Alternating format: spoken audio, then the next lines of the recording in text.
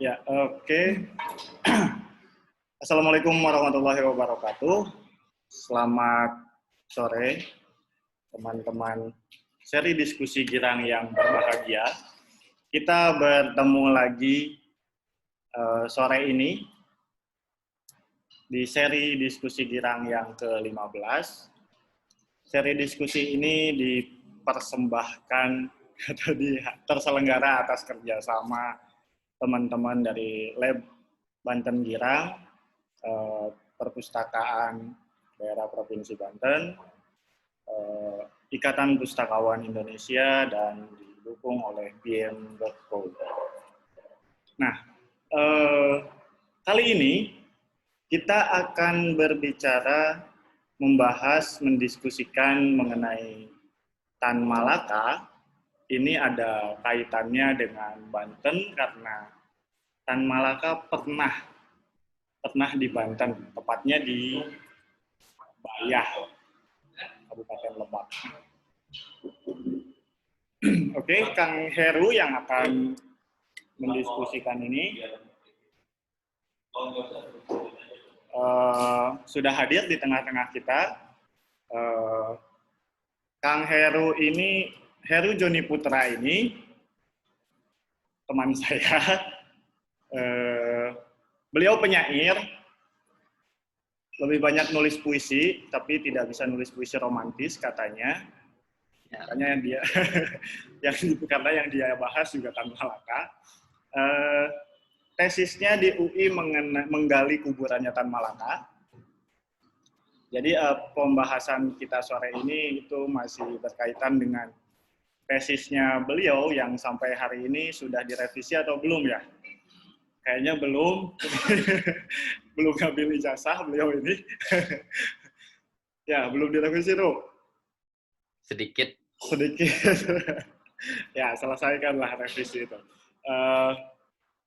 Terima kasih Kang Heru sudah berkenan dalam diskusi kita. Ya, mungkin sebelum saya serahkan ke Kang Heru, saya ingatkan ke teman-teman diskusi sekali lagi, mohon untuk mematikan mikrofonnya, juga videonya. Video boleh menyala, tapi sebaiknya tidak dinyalakan juga. Terutama mikrofon karena akan mengganggu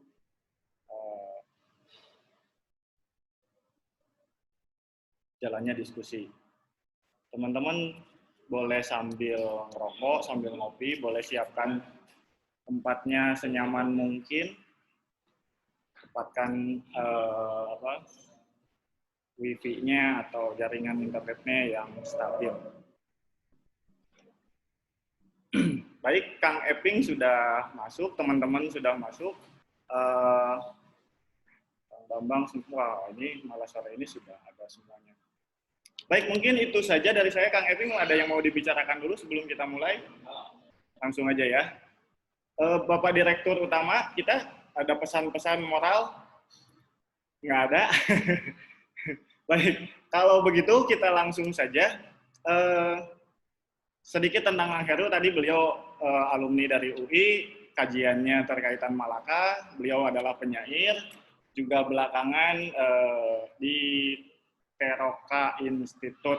Nah, itu salah satu lembaga yang beliau dirikan untuk kajian-kajian mengenai cultural studies. Kayaknya mau menggali makam Tan Malaka lebih dalam.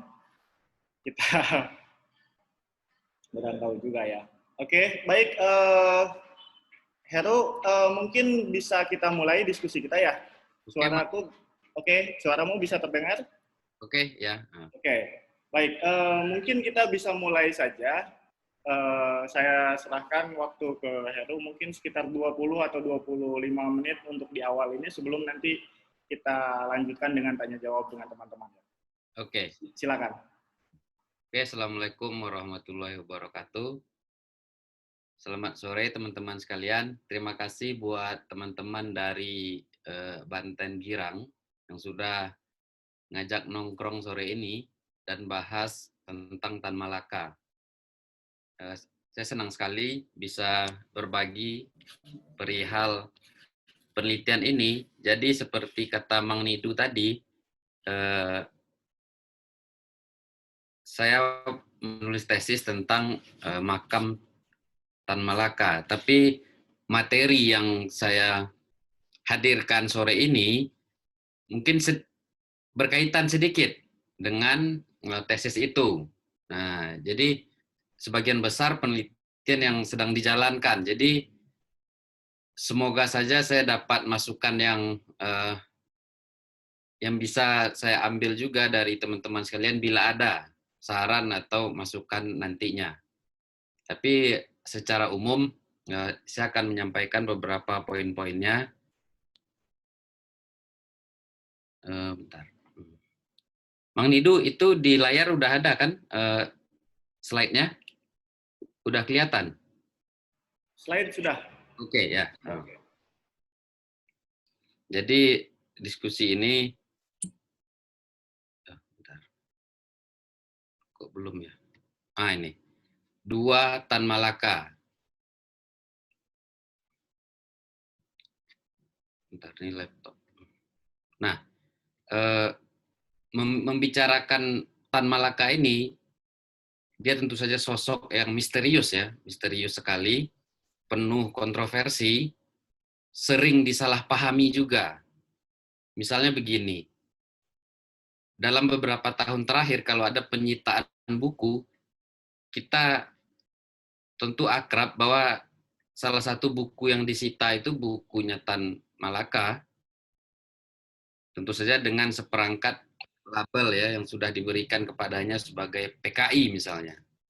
Nah, itu tidak terlepas dari apa yang akan saya bahas di sini nanti, cuman gambaran umum kondisi sampai saat sekarang. Beberapa waktu lalu saya nonton di YouTube itu ada ceramah agama, isi ceramahnya bukan tentang agama, tapi tentang Tan Malaka.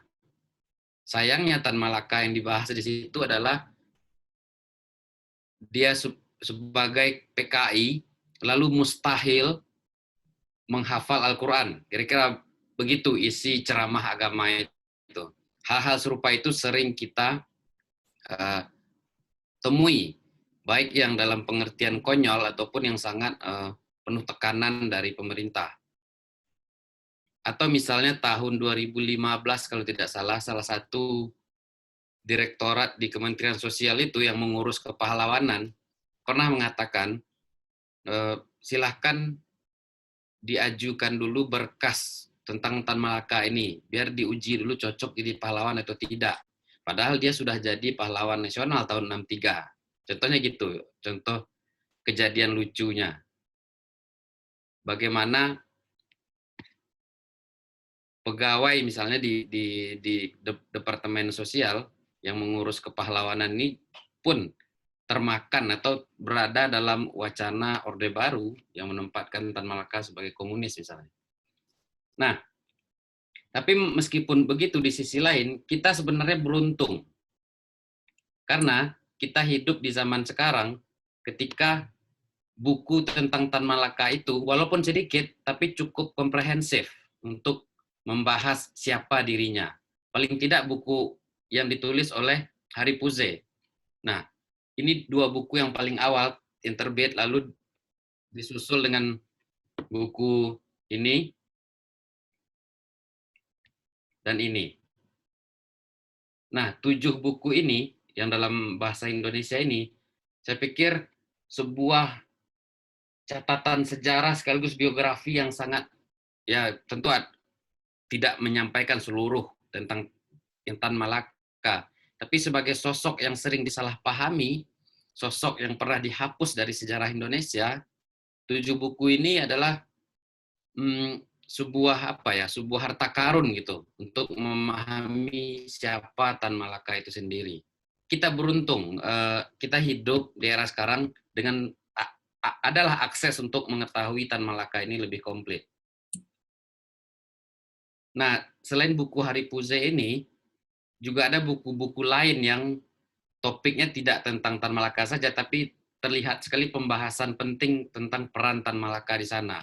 Misalnya buku ini, kebangkitan komunis di Indonesia, atau bukunya Audrey Kahn ini tentang pemberontakan atau yang terjadi di Sumatera Barat ya dalam konteks politik Indonesia, atau bukunya Benedict Anderson tentang Java in a Time of Revolution ini. Nah, ini buku-buku ini tidak khusus membahas Tan Malaka, tapi peran Tan Malaka sangat penting dibahas di dalam buku-buku ini. Nah, meskipun begitu, kita sudah punya karya-karya para sejarawan yang katakanlah lebih objektif melihat sosok Tan, bukan berarti memori kita tentang Tan Malaka atau memori masyarakat umum tentang Tan Malaka itu sudah terlepas dari wacana Orde Baru. Nah, tapi sebelum kita masuk ke sana, saya ingin dulu semacam membuat saripati dari buku-buku ini untuk melihatkan semacam timeline atau lini masa dari perjalanan Tan Malaka.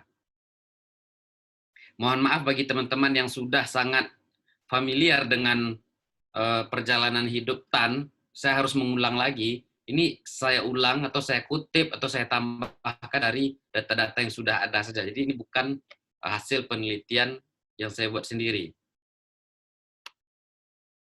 Ini lini masa umum ya, tahu? Sorry, ini maksudnya 1897. Mohon maaf. Sebentar. Saya ubah dulu.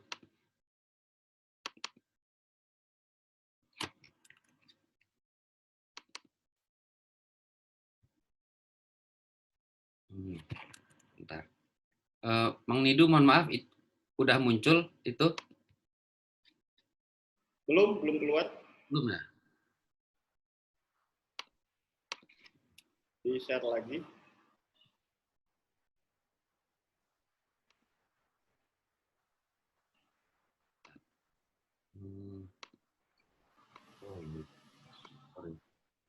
Ini gimana? Oke, sip.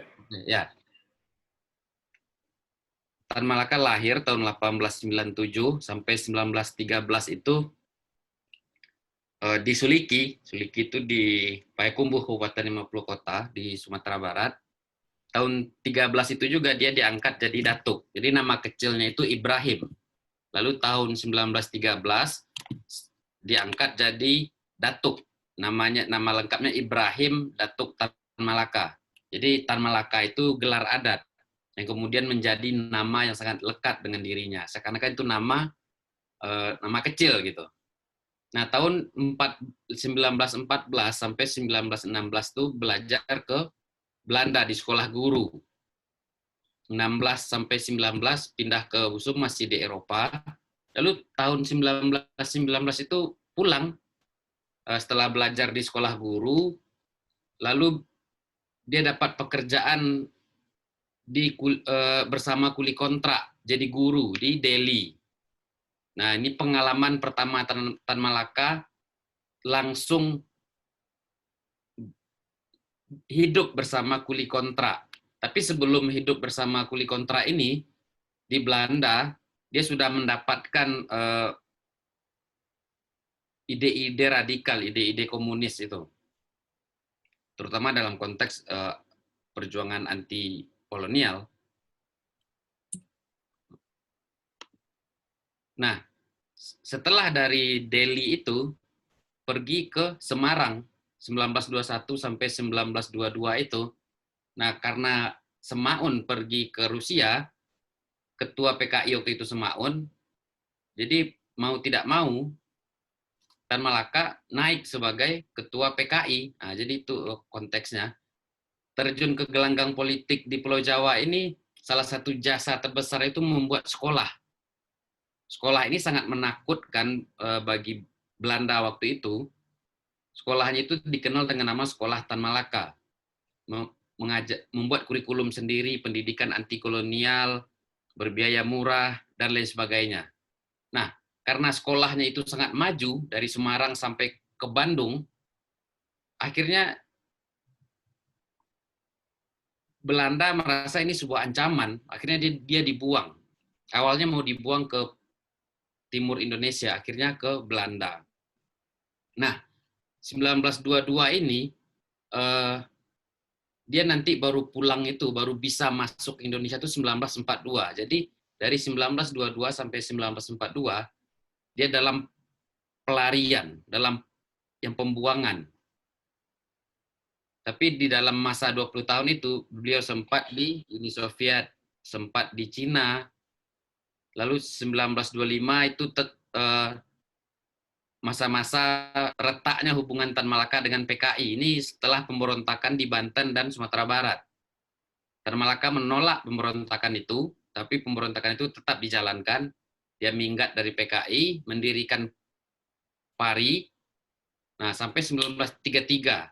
1933 sampai 1942 terputus hubungannya dengan Indonesia.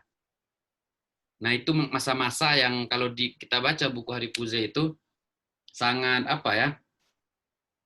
Sangat sulit mengetahui lebih banyak tentang apa yang terjadi dengan Tan Malaka dari 1933 sampai 1942 ini. Nah, baru 42 karena Belanda digantikan oleh Jepang, ada momen untuk kembali ke Indonesia. Sampai 45 sampai 49 ikut dalam perjuangan setelah kemerdekaan. 49 beliau dieksekusi di Selopanggung. Nah, ini kira-kira kota-kota yang dikunjungi oleh Tan. Kota-kota penting ya, yang tercatat, yang dikunjungi oleh Tan Malaka. Suliki tentu saja tempat kelahirannya, Bukit Tinggi, Harlem, Delhi, Semarang, Bandung, Jakarta, Amsterdam, di Berlin, lalu ke Moskow, ke Kanton, ke Manila, Singapura, kan, dan seterusnya. Ini kota-kota sebagaimana terlihat di set. Saya cepat aja. Lalu tahun 42 ketika pulang itu kembali ke lewat Sumatera, Jakarta, lalu ke Banten, ke Jakarta lagi, Purwokerto, Madiun, Magelang, Jogja, sampai endingnya di Kediri, di Selopanggung. Nah, itu kira-kira perjalanan Tan Malaka kalau dilihat dari kota-kota yang dikunjunginya. Konon kabarnya jauh perjalanannya itu 2 kali lebih panjang dari jalan yang pernah ditempuh oleh Che Guevara.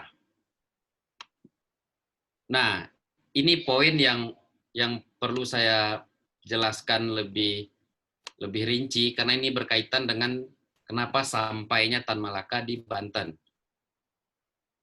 Jadi setelah 20 tahun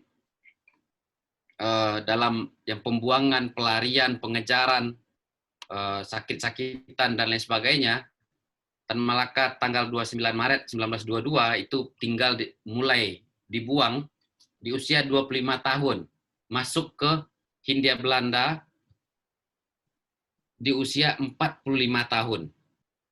Nah, dari Malaka dia ke Belawan di Sumatera Utara, Sibolga, Sidempuan, Bukit Tinggi, Padang, Solo. Di Solo ini tercatat 26 Juni. Solunto dan seterusnya sampai ke Tanjung Karang. Di Tanjung Karang ini ketemu dengan Cek Mamat. Pernah bertemu mereka di 10 tahun sebelumnya di Cina. Dari Tanjung Karang, Banjarnegara, Benteng, Jakarta. Jadi sampai di Jakarta itu Juli 42. Nah, poin Tan Malaka di Jakarta ini sangat berperan penting kenapa akhirnya Tan Malaka sampai di Bayah. Nah, Juli itu tinggal di Kalibata dekat pabrik sepatu. Di sana Madilog ditulis. Nah, Juli, Agustus berarti sebulan setelah itu ada sebelumnya April sudah ada Jepang membuat gerakan 3A itu. Agustusnya ada rapat semacam itulah. Tan Malaka ikut melihat itu, lalu dia mulai melihat kenapa tokoh-tokoh nasionalis itu malah berkolaborasi dengan Jepang. Mulai tidak nyaman dia. Lalu Desember itu, masih di tahun yang sama, Jepang membentuk Putra itu. di bawah pimpinan Soekarno, Hatta, Dewantoro, dan Mansur. Nah, ini semakin membuat yang Tan Malaka tidak senang dengan kolaborasi tokoh-tokoh nasional radikal, begitu istilahnya disebut, dengan Jepang. Mengapa mereka begitu yakin Jepang akan memberikan kemerdekaan? Atau mengapa kemerdekaan kita tuh harus diberikan Jepang? Nah, situasi Jakarta ini membuat Tan Malaka tidak nyaman. Dia merasa itu bukan tempatnya, kira-kira begitu. Nah, pada suatu hari sekarang di Museum Nasional, yaitu dulu ruang baca, Tan Malaka sedang membaca di situ. Lalu salah seorang pegawai itu menanyakan ke hadirin yang ada yang sedang membaca, adakah yang bisa membantu menerjemahkan kalimat bahasa Inggris ini? Lalu Tan Malaka menolong, lalu mereka ngobrol, intinya dari orang itulah Tan Malaka tahu soal bagaimana soal Romusa, soal bagaimana bisa bekerja gitu. Yang Tan Malaka mencari pekerjaan waktu itu. Nah, hingga akhirnya itu ia mendaftar, dia mengaku sebagai lulusan Mulo kalau tidak salah, mendaftar sebagai mandor. Hingga akhirnya Agustus atau antara Agustus sampai September 43 itu Tan Malaka ke Rangkas Bitung. Jadi sekarang bulan September ya, kira-kira ini pas dengan bulan-bulan pertama Tan Malaka sampai di Banten. Sejauh apa yang tercatat, pertama kali Tan Malaka sampai ke Banten itu Agustus atau September 43. Waktu itu sedang dibangun jalur kereta api dari Saketi ke Melingping. Mang Nidu kalau salah pengucapannya mohon diingatkan. Benar ya, Saketi. Ya, Saketi Malingping. Ya, nah, itu waktu itu baru dibangun jalurnya.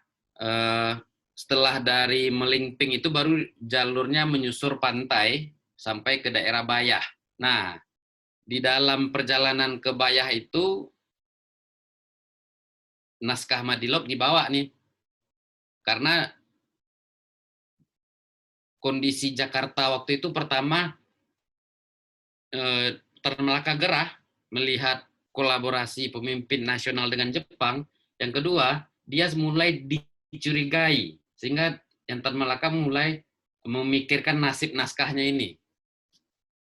Nah, di Bayah ini bersama para Romusa itu kalau kita baca baca buku ini dari penjara ke penjara ini itu diceritakan sekali bagaimana nasib Romusa di bawah Jepang itu 300 sampai 400 mati per bulan gitu. Itu bisa teman-teman membacanya dari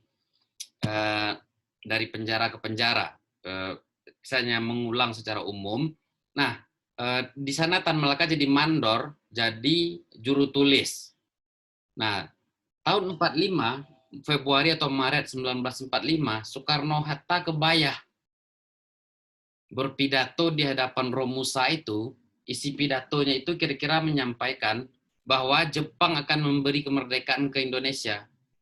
Kalau didengar lagi pidatonya itu kira-kira pada prinsipnya mengatakan penderitaan yang saudara-saudara rasakan, yaitu Romusa, orang Indonesia yang sebagai buruh kuli kontrak itu, belum apa-apa dibanding penderitaan Dai Nippon, kira-kira begitu. Intinya Soekarno mengatakan memberikan kepercayaan bahwa kita akan merdeka, diberikan oleh Jepang.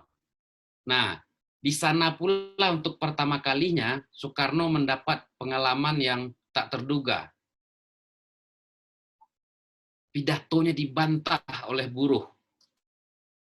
Dia tidak pernah dibantah pidatonya, tapi ada yang menyela atau akhirnya pidato itu ada sesi bantahnya gitu.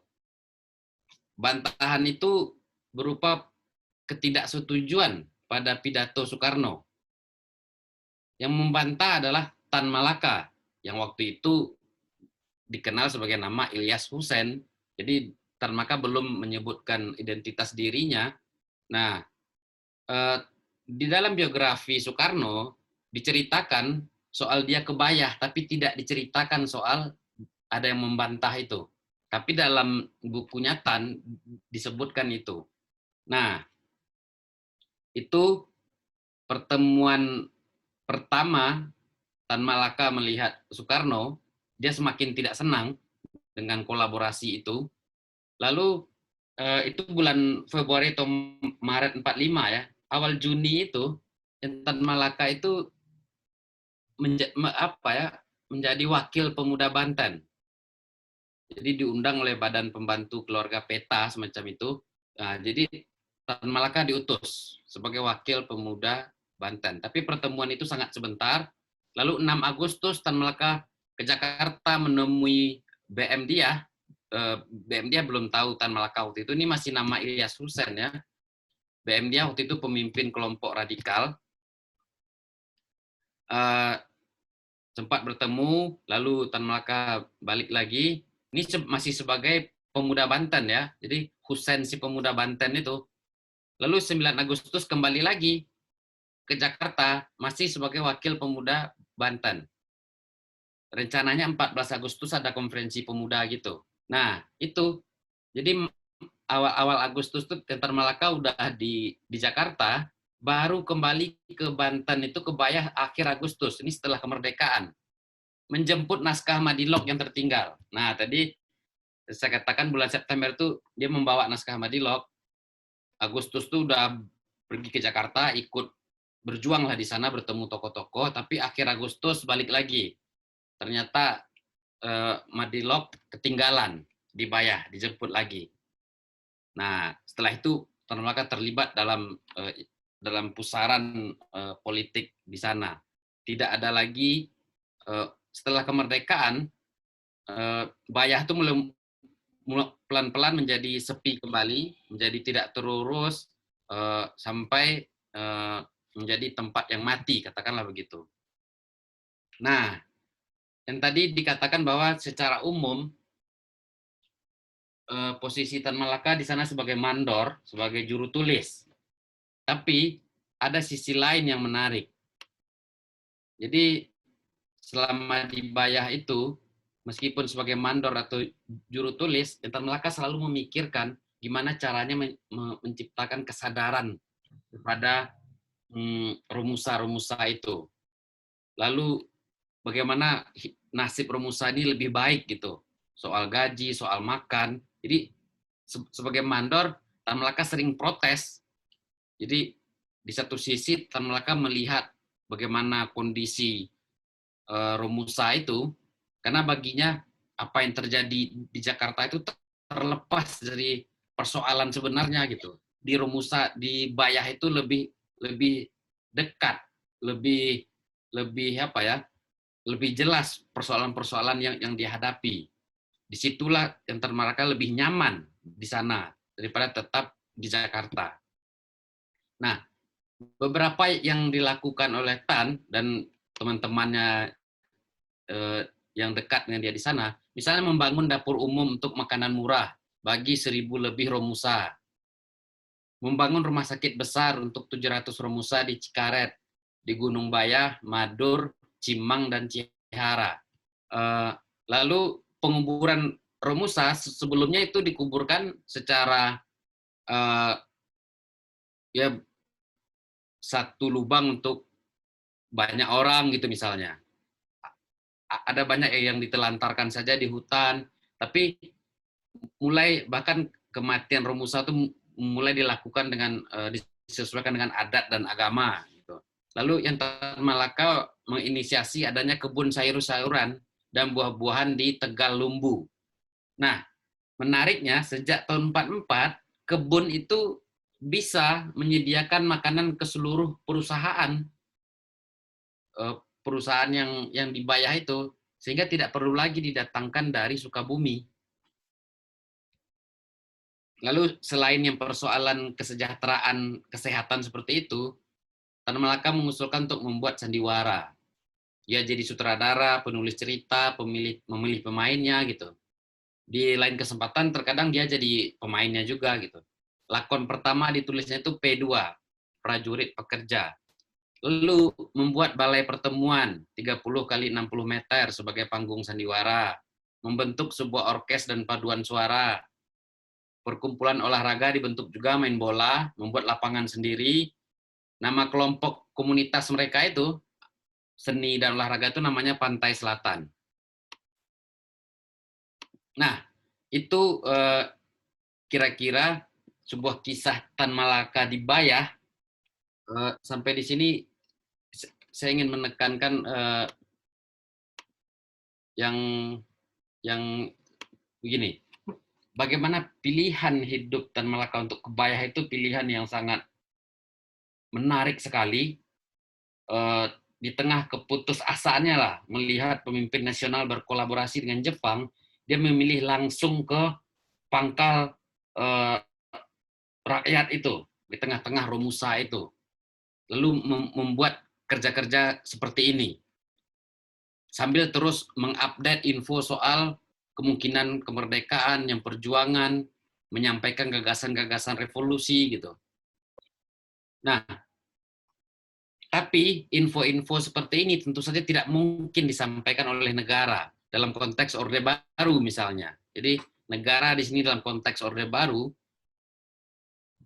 dari sekian panjang kita bercerita tentang Tan Malaka tadi, memori apa yang diciptakan negara tentang Tan Malaka ini. Nah, itu yang masuk ke ranah penelitian saya.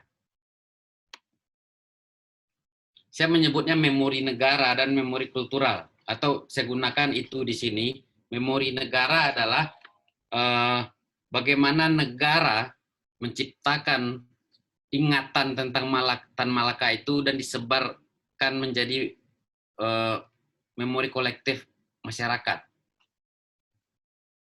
Dan memori kultural bagaimana masyarakat mengingat Tan Malaka, berusaha merekonstruksi sosok Tan Malaka menurut mereka. Jadi kalau memori negara itu dari atas ke bawah. Kalau memori kultural itu dari bawah. Nah, sampai di sini, jadi prinsip dari memori ini adalah bahwa setiap kebudayaan mempunyai cara tersendiri dalam merawat ingatan. Dalam budaya lisan dan tulisan, berbagai jenis media diciptakan untuk memastikan pelestarian atau transmisi pengetahuan yang dianggap diperlukan bagi ekspresi masyarakat dan keberlanjutan suatu identitas.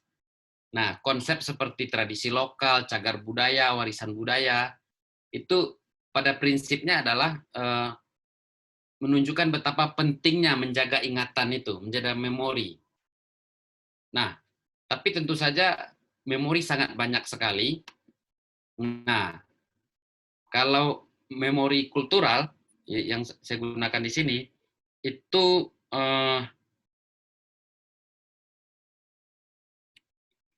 bentar, bukan ini. Ini salah slide ini. Nah, ini memori kultural bergantung pada objek budaya yang dapat dipindahkan dan diwariskan, seperti simbol-simbol, artefak, media, dan praktik kultural tertentu. Jadi, simbol-simbol atau praktik kultural itu pada prinsipnya adalah sebuah memori, bagaimana sebuah ingatan kultur atau ingatan tertentu diwariskan lewat cara-cara yang apa ya, dibendakan, kira-kira begitu. Memori itu dibendakan, ingatan itu. Nah, berbeda dengan memori sosial ini ingatan yang turun-temurun aja, dari mulut ke mulut, kira-kira begitu.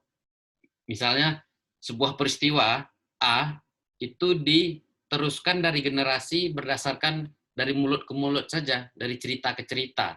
Sifatnya tentu saja lebih liar, bisa berubah, terjadi distorsi, bahkan mungkin prinsip peristiwa itu udah hilang dari masa ke masa. Nah, memori kultural berusaha untuk membuat memori itu lebih stabil, yaitu dengan cara dibendakan tadi. Nah, itu memori kultural. Kalau memori negara diciptakan untuk kepentingan politik, sejarah ditulis melayani untuk pembentukan identitas nasional dan harus diterima oleh warga negara. Contohnya apa? Orde Baru. Orde Baru menciptakan bahwa PKI itu ateis misalnya. PKI itu anti-Islam dan seluruhnya. Itu diseleksi negara. Dari sejarah PKI yang panjang, diseleksi negara menjadi bagian-bagian tertentu dan harus diterima masyarakat. Sampai sekarang, memori kita tentang komunis, tentang PKI adalah itu, memori negara Orde Baru. Nah, kira-kira itu. Nah, untuk lebih konkretnya, ini contohnya, misalnya gini, dalam memori negara, dalam media-media yang diproduksi oleh negara, ini contohnya ada sejarah nasional bukunya sampai 6. Ini, di dalam buku sejarah ini, sosok Tan Malaka hanya satu karakter, pengkhianat. Dalam buku ini juga, ini bahkan dalam album pahlawan nasional tidak ada nama Tan. Dan yang terakhir 2015, film Jenderal Sudirman. Di sana sosok Tan Malaka dihadirkan sebagai pengkhianat negara. Banyak sekali penyelewengan sejarah yang terjadi. Nah, ini contoh bagaimana buku-buku tadi dan film ini, bagaimana negara terus mereproduksi, memperpanjang memorinya tentang Tan Malaka ini sebagai sosok pengkhianat negara, sosok yang berbahaya bagi negara. Nah, kalau kita bandingkan dengan buku sejarah tadi, tentu saja memori negara tentang Tan Malaka itu terlalu sederhana, terlalu menyederhanakan. Bahkan Tan Malaka itu terkesan hanya template dari contoh sosok yang berbahaya saja. Inilah yang saya maksud sebagai dua Tan Malaka. Satu, Tan Malaka versi historis, Tan Malaka yang ada di dalam buku-buku penelitian sejarah, Hari Puze dan lain-lain tadi. Satu lagi Tan Malaka dalam memori negara, yaitu Tan Malaka yang hanya hadir sebagai pengkhianat.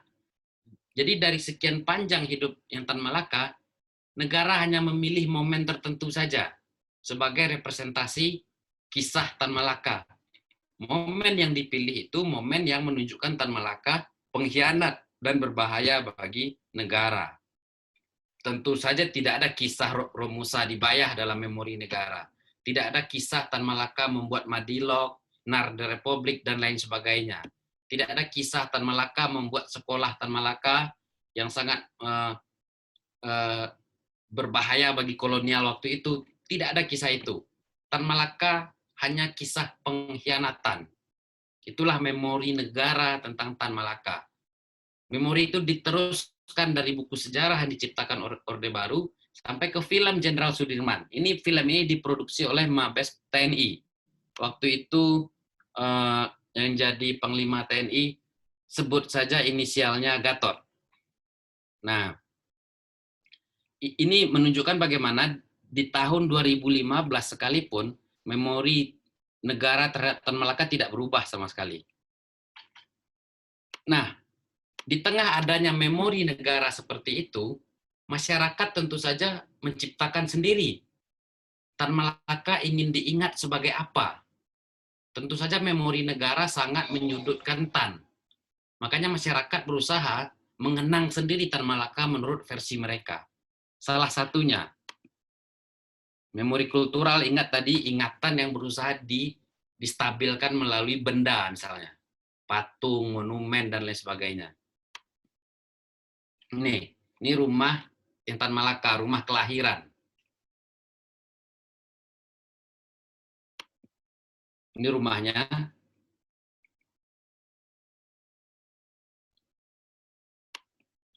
Ini penampakan di dalam rumahnya, ada foto-foto Tan Malaka yang direpro.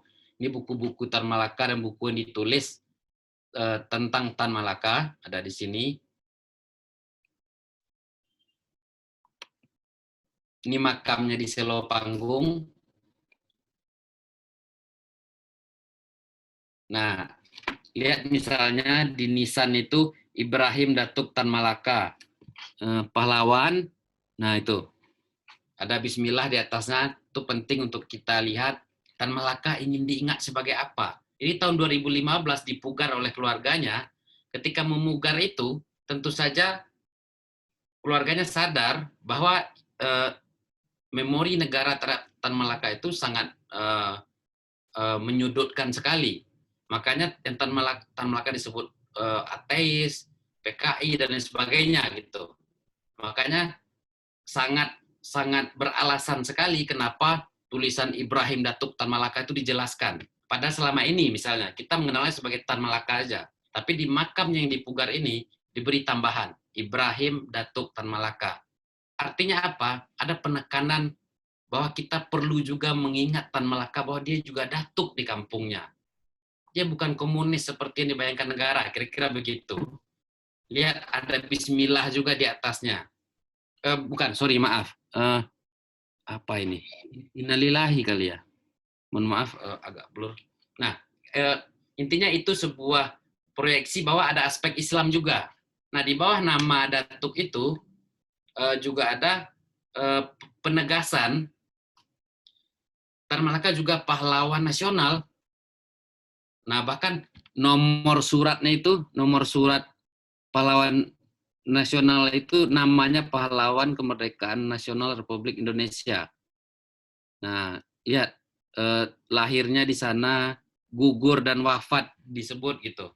Nah, itu adalah sebuah praktik pemaknaan, sebuah cara keluarga untuk menginginkan Tan Malaka diingat sebagai apa. Nah, bayangkan di tengah memori negara yang menyudutkan Tan Malaka, keluarga berusaha, katakanlah mengkontestasi memori negara itu dengan dengan memori keluarga. Nah, ini lebih kompleks lagi. Ini makam Tan Malaka yang sudah dipindahkan ke kampungnya. Lihat di nisannya. Ibrahim Datuk Tan Malaka. Tulisan berbahasa Arab sudah tidak ada lagi, sekarang lambang Garuda. Di bawah Ibrahim Datuk Tan Malaka itu tertulis Raja Adat Kelarasan Bunga Setangkai. Baru tertulis Pahlawan Kemerdekaan Nasional.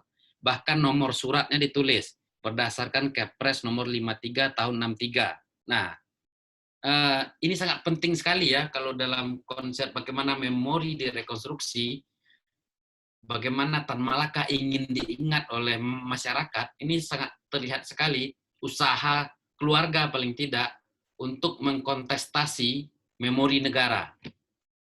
Keluarga ingin mengingat Tan Malaka, dengan begitu ingin kita mengingat Tan Malaka, dia juga datuk di kampungnya.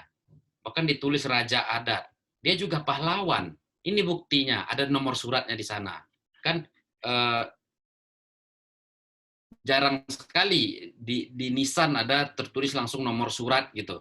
Nah, tapi dalam konteks ini penting sekali sebagai usaha untuk mengkontestasi memori negara. Ini patung yang diberi hadiah untuk rumahnya. Nah, selain itu, selain patung, rumah, nisan, memori itu bisa dikulturalkan, katakanlah begitu, bisa dibendakan agar terus diingat lewat misalnya nama gang. Ini Gang Tan Malaka. Tempat Tan Malaka menulis Madilog ketika baru pulang kembali ke Hindia Belanda tahun 42 itu. Ini di Kalibata. Selain itu juga ada di Payakumbuh. Nah, ini di dekat jalan ke rumahnya Tan Malaka. Ada namanya, ini jalannya 48 km panjangnya. Jalan Tan Malaka di Payakumbuh. Jalan terpendek di Sumbar pun namanya, ini jalan terpanjang di Sumbar namanya Jalan Tan Malaka. Jalan paling pendek di Sumbar pun namanya juga Jalan Tan Malaka. Di Kota Padang hanya 500 meter. Tapi sekarang ini sudah tidak ada lagi karena ada yang menghancurkan. Tapi di Payakumbuh tetap. Nah itu. Jadi ada konteks-konteks orang masih takut mendengar melihat nama Jalan Tan Malaka ini.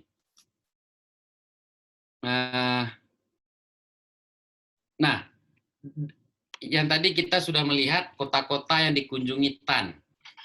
Nah, dari sekian kota itu, di mana ada semacam situs memori Tan Malaka di Suliki, di rumahnya tadi. Tempat ia meninggal di Selopanggung, di Padang, di Payakumbuh. Lalu mungkin di Belanda. Kalau berita ini,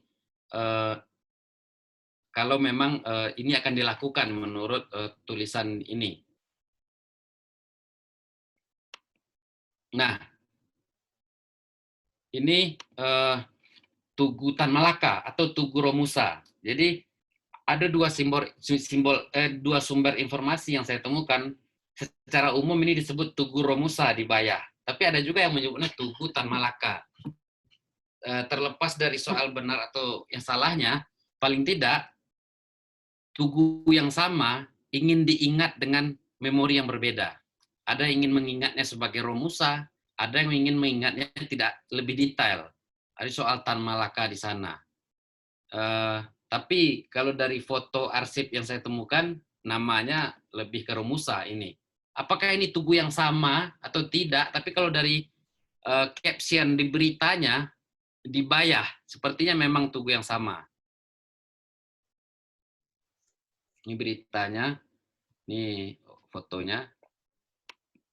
Nah, ini yang bentuk yang hari ininya. Nah,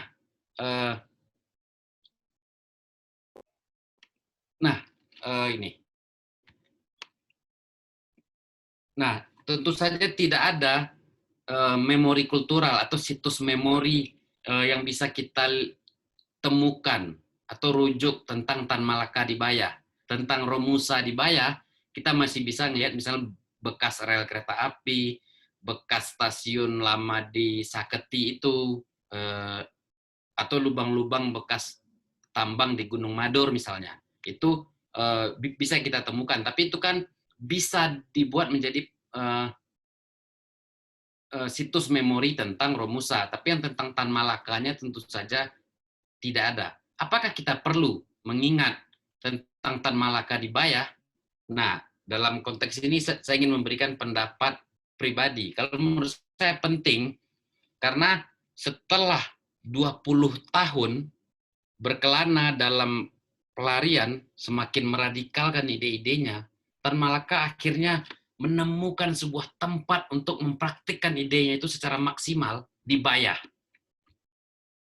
Bayah adalah sebuah, dalam tanda kutip ya, laboratorium dari ide-ide radikal Tan. Seperti yang kita lihat tadi, dia tidak hanya menyadarkan orang atau memberi gagasan-gagasan politiknya, bahkan di Bayah adalah momen pertama Soekarno dibantah. Bayah adalah tempat di mana Tan Malaka ingin menjauh sedikit dari hiruk-pikuk Jakarta yang penuh kolaborasi dengan Jepang. Sedangkan Bayah adalah tempat orang-orang yang tertindas oleh Jepang. Nah, itu sebuah secara karikatural atau tidak, itu sebuah komparasi yang sangat ironis sekali, atau yang sangat penting untuk kita lihat. Jakarta sebagai situs dari kolaborasi dengan penjajah, Bayah sebagai situs dengan masuk ke dalam rakyat itu. Nah, Bayah dalam perjuangan Tan Malaka atau perjuangan melawan penjajah, menurut saya posisi yang sangat penting sekali, di mana Tan Malaka berperan di sana. Apakah kita perlu membuat situs memori Tan Malaka di sana? Kalau saya sendiri merasa perlu, tapi entah dengan cara apa, itu lain soal ya. Tapi itu tadi, Bayah tempat Soekarno pertama kali dibantah. Tempat di mana, katakanlah dalam tanda kutip, heroisme Soekarno sedikit disentil. Heroisme merdeka lewat kolaborasi sedikit disentil oleh hasil pengalaman Tan Malaka berhubungan dengan para Romusa di sana. Nah, di Bayah itu momen yang penting untuk melihat bagaimana di sebuah tempat yang sangat terpencil, yang sangat jauh sekali, di sanalah ide-ide yang sangat setia pada kemerdekaan tanpa diberi oleh orang lain. Ide-ide itu dijaga Tan Malaka di Bayah. Dijaganya dengan cara hidup bersama para kuli kontrak di sana. Itu sangat kontras sekali dengan kondisi yang ditampilkan lewat sosok Soekarno-Hatta dan pemimpin nasional lainnya yang saat itu berkolaborasi dengan Jepang. Jadi Bayah adalah sebuah kota penting. Mungkin lebih penting dari misalnya kalau dalam konteks yang perjuangan, bukan lebih penting sih. Misalnya di Cina atau di Kanton, tentu saja kita yang tidak tahu apakah penting ada memori kultural tentang Tan Malaka di sana atau tidak. Tapi Bayah ini sebagaimana tempat kelahirannya sama-sama perlu kita ingat, kita perlu mengingat Tan Malaka, salah satunya Tan Malaka di Bayah. Itu kalau menurut saya sebagai penutup sebuah pantun.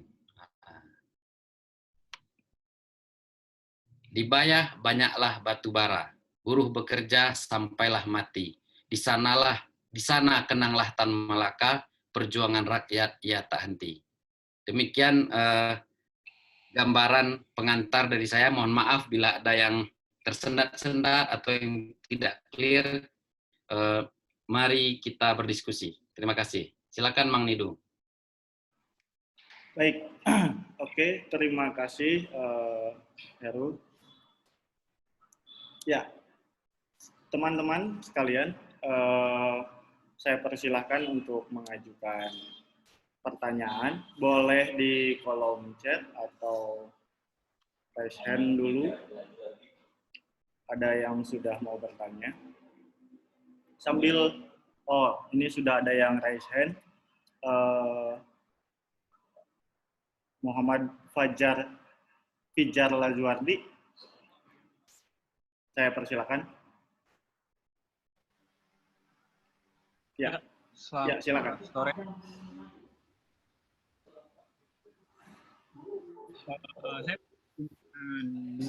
Suaranya agak tersendat. Udah? Ya, sip. Saya punya 2 pertanyaan mungkin.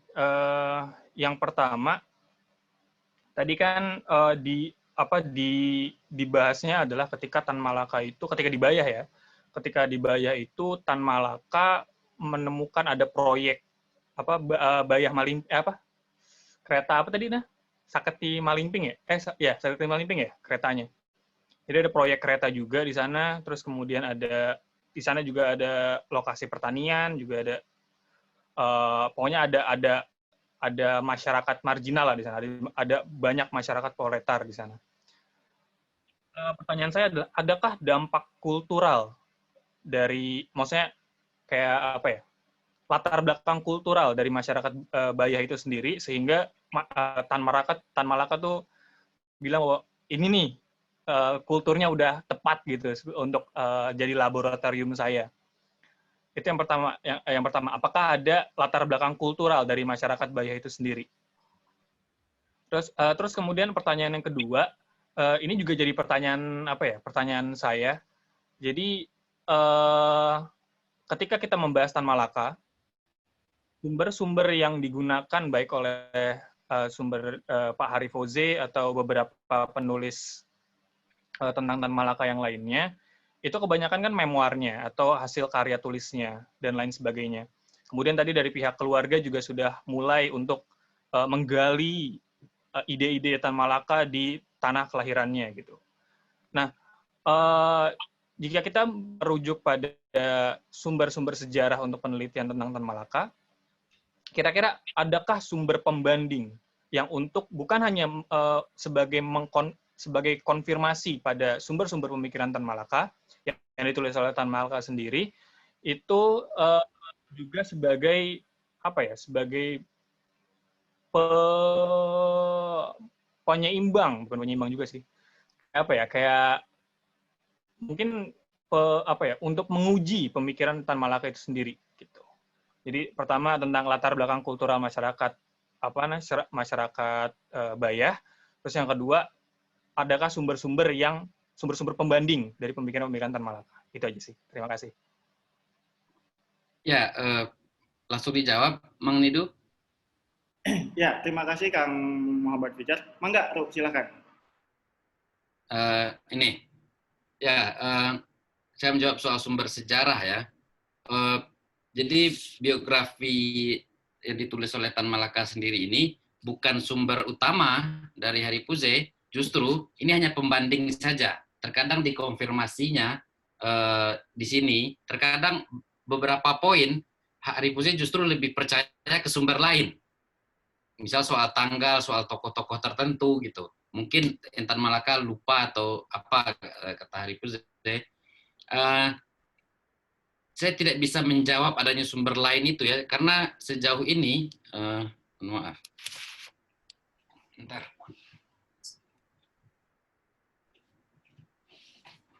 Ini buku apa? Buku yang ditulis Haripuze ini, nah ini, setebal ini bukunya, tebal ini. Sejauh ini itu yang catatan paling terbaik tentang sejarah Tan. Apakah ada pembanding? Saya tidak tahu. Jadi mohon maaf kalau soal itu. Lalu apalagi tadi? Mohon maaf, Mas. Terkait latar, Ruh, latar belakang kultural masyarakat Bayah sendiri. Itu kan buruh-buruh kuli kontrak dibawa dari Jawa Tengah dan Jawa Timur. Nah, dibawa ke sana dari usia-usia yang paling kecil, pokoknya yang semua orang dikumpulkan, butuh banyak sekali kuli kontrak waktu itu. Nasibnya tidak dipikirkan, kalau kuli kontrak itu mati dijemput lagi ke Jawa Tengah dan yang ke Jawa Timur. Jadi latar kultural pertama adalah itu masyarakat dari daerah Jawa Tengah dan Jawa Timur. Tapi yang paling penting bagi yang Tan Malaka di sana, mereka dihubungkan oleh status-status sebagai kuli kontrak, sebagai buruh. Nah, karena kesadaran mereka sebagai buruh itulah yang penting untuk melihat atau untuk menciptakan kesadaran anti penjajah. Karena real suasananya, penindasannya sangat real. Karena suasana-suasana yang sangat real seperti itulah, Tan Malaka semakin yakin, omong kosong aja Jepang mau memberi kemerdekaan, omong kosong aja kita minta kemerdekaan yang ke Jepang, ini yang dilakukan Jepang gitu. Nah, kira-kira itu latar kuli kontrak di Bayah itu. Tahun 2016, Bapak apa namanya ya, saya lupa, mohon maaf. Di Sawarna, apakah ada daerah Sawarna di dekat Bayah itu, Mang Nidu? Pokoknya ya betul ada. Ya.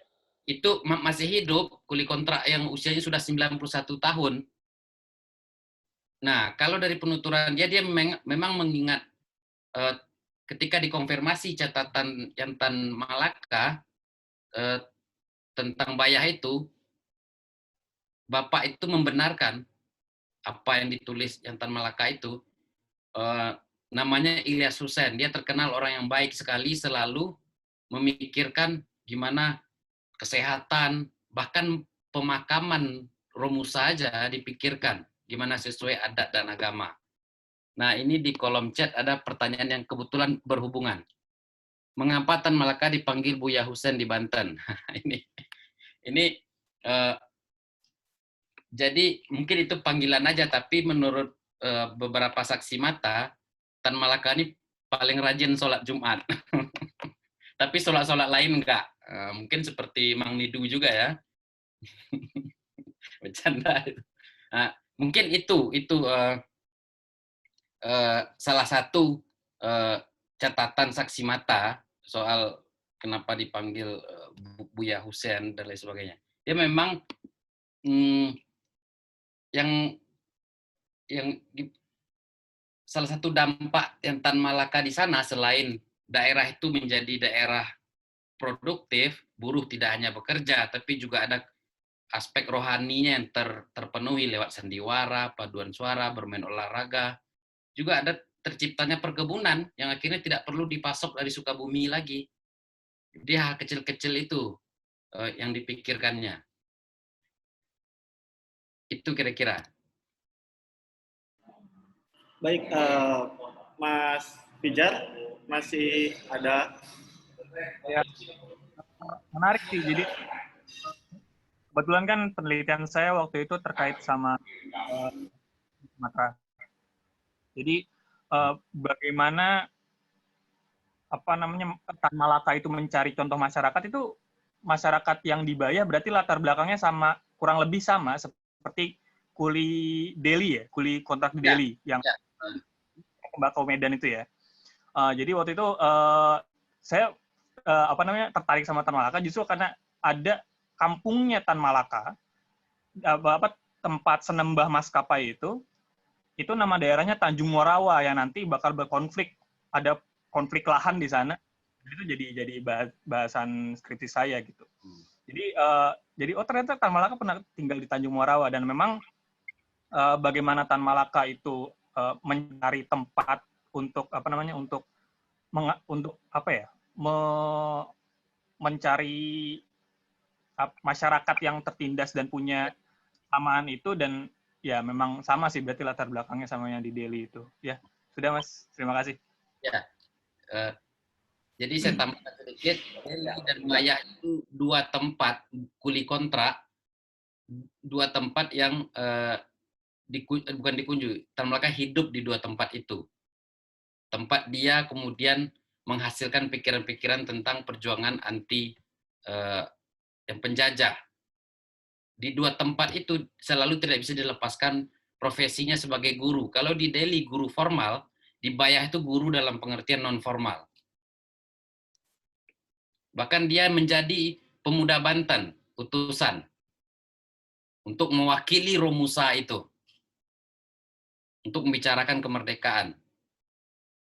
Nah, kira itu.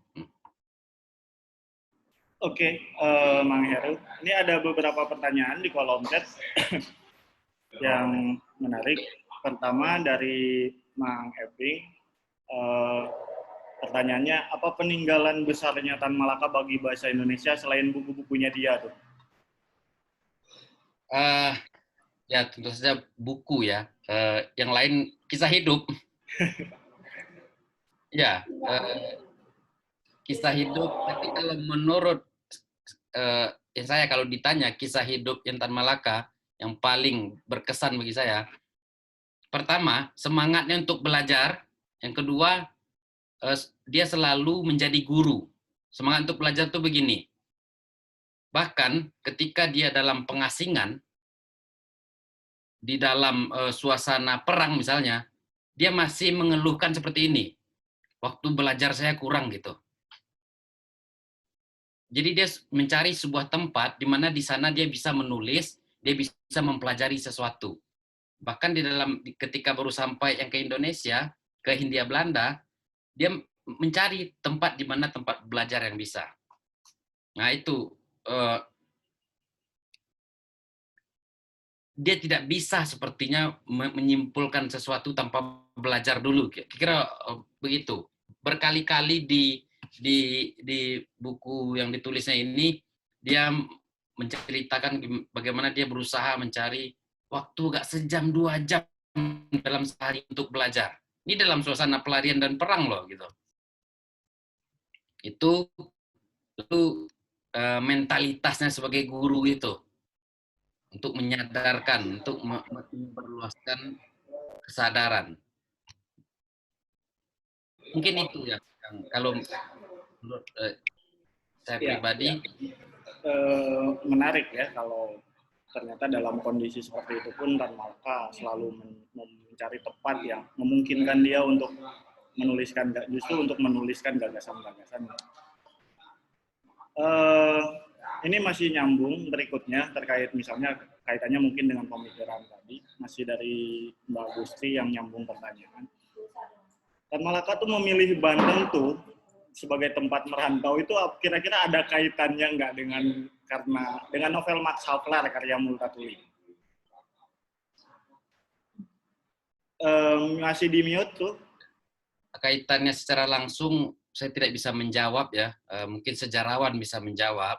Tapi ketika Tan Malaka sekolah di Belanda itu, dia sering tampil ke depan kelas memerankan tokoh-tokoh lucu dari novel itu. Nah, itu yang saya tahu kutipan tentang Tan Malaka dan novel itu. Nah, kenapa dia memilih Banten atau khususnya Bayah? Sejauh yang bisa kita lacak itu alasannya yang tadi. Karena di tempat itu bisa terlihat bagaimana penderitaan rakyat itu secara nyata. Dibanding di daerah lainnya mungkin di kala itu gitu. Yang bisa dikunjunginya. Oke, kalaupun ada mungkin tidak secara langsung gitu ya. Ya, ini masih kaitannya sama Bayah, ada dari siapa namanya ini The Geo. Pertanyaannya, apakah jejak perjalanan Tan Malaka di Banten itu hanya di Bayah atau ada juga di daerah lain? Di daerah lain yang masih di Banten barangkali atau di daerah lain yang di luar Banten?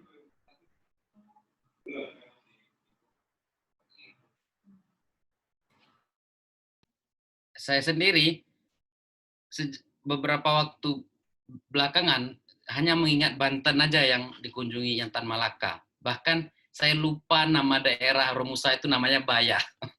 Jadi sempat lupa, oh ya Bayah namanya gitu. Tapi selain Bayah ada daerah-daerah sekitarnya. Jadi saya mohon maaf nama daerahnya selalu lupa. Saya pikir itu bukan di daerah Bayah, tapi di sekitarnya. Nah, Mang Nidu mungkin bisa konfirmasi Cikaret. Ya, Cikaret. Madur, Cimang, Cihara. Madur, Cihara ada, Cimang aku nggak tahu. Tegal Lumbu. Tegal Umbu, nah mesti ditanya sama pacarnya direktur kita tuh, orang sana soalnya. Nah, itu mungkin daerah-daerah sekitar Bayah ya? Itu betul daerah sekitar Bayah. Nah, itu pokoknya masih berkaitan dengan adanya batu bara. Gunung Madur termasuk Tawarna.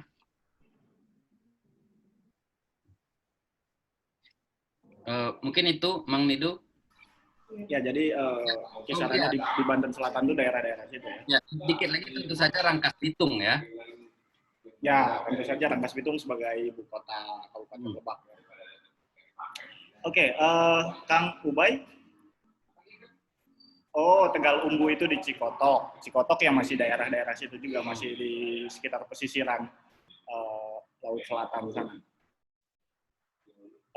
Ada lagi yang mau bertanya secara langsung? Atau Kang Ubay mau merespon Kang Heru? Mangga Kang, dinyalakan mikrofonnya. Ya, silakan. Terima kasih. Salam sore Mas Heru. Yap, Mas. Terima kasih banyak banget informasinya. Saya pikir memang pelan-pelan ada keharusan kita untuk misalnya tadi pertanyaan terakhir apa perlu kita ingat. Saya pikir pelan-pelan di Museum Multatuli misalnya kita menampilkan satu bagian kecil, memang belum banyak, tentang Tan Malaka.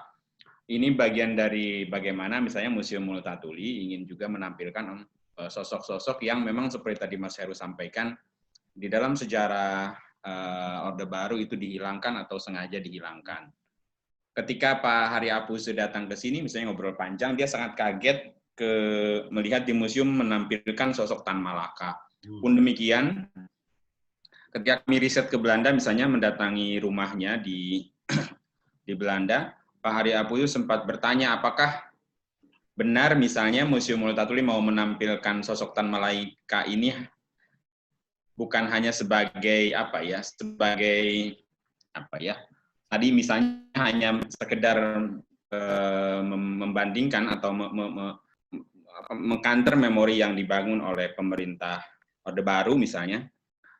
Nah, saya pikir pertanyaan-pertanyaan seperti itu harus dijawab langsung seperti tadi Mas Joni sampaikan, dengan hal-hal yang bisa masyarakat ketahui langsung. Misalnya, apakah peran di Suliki itu benar, misalnya bekas rumahnya itu akan menjadi museum kecil?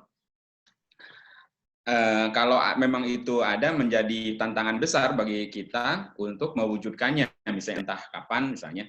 Saya pikir kerja kolaborasi seperti ini akan menjadikan jauh lebih kuat, jauh lebih bermanfaat, jauh lebih tantangannya akan kita gotong bareng-bareng misalnya, daripada sebelum ini. Bahkan kita mungkin kalau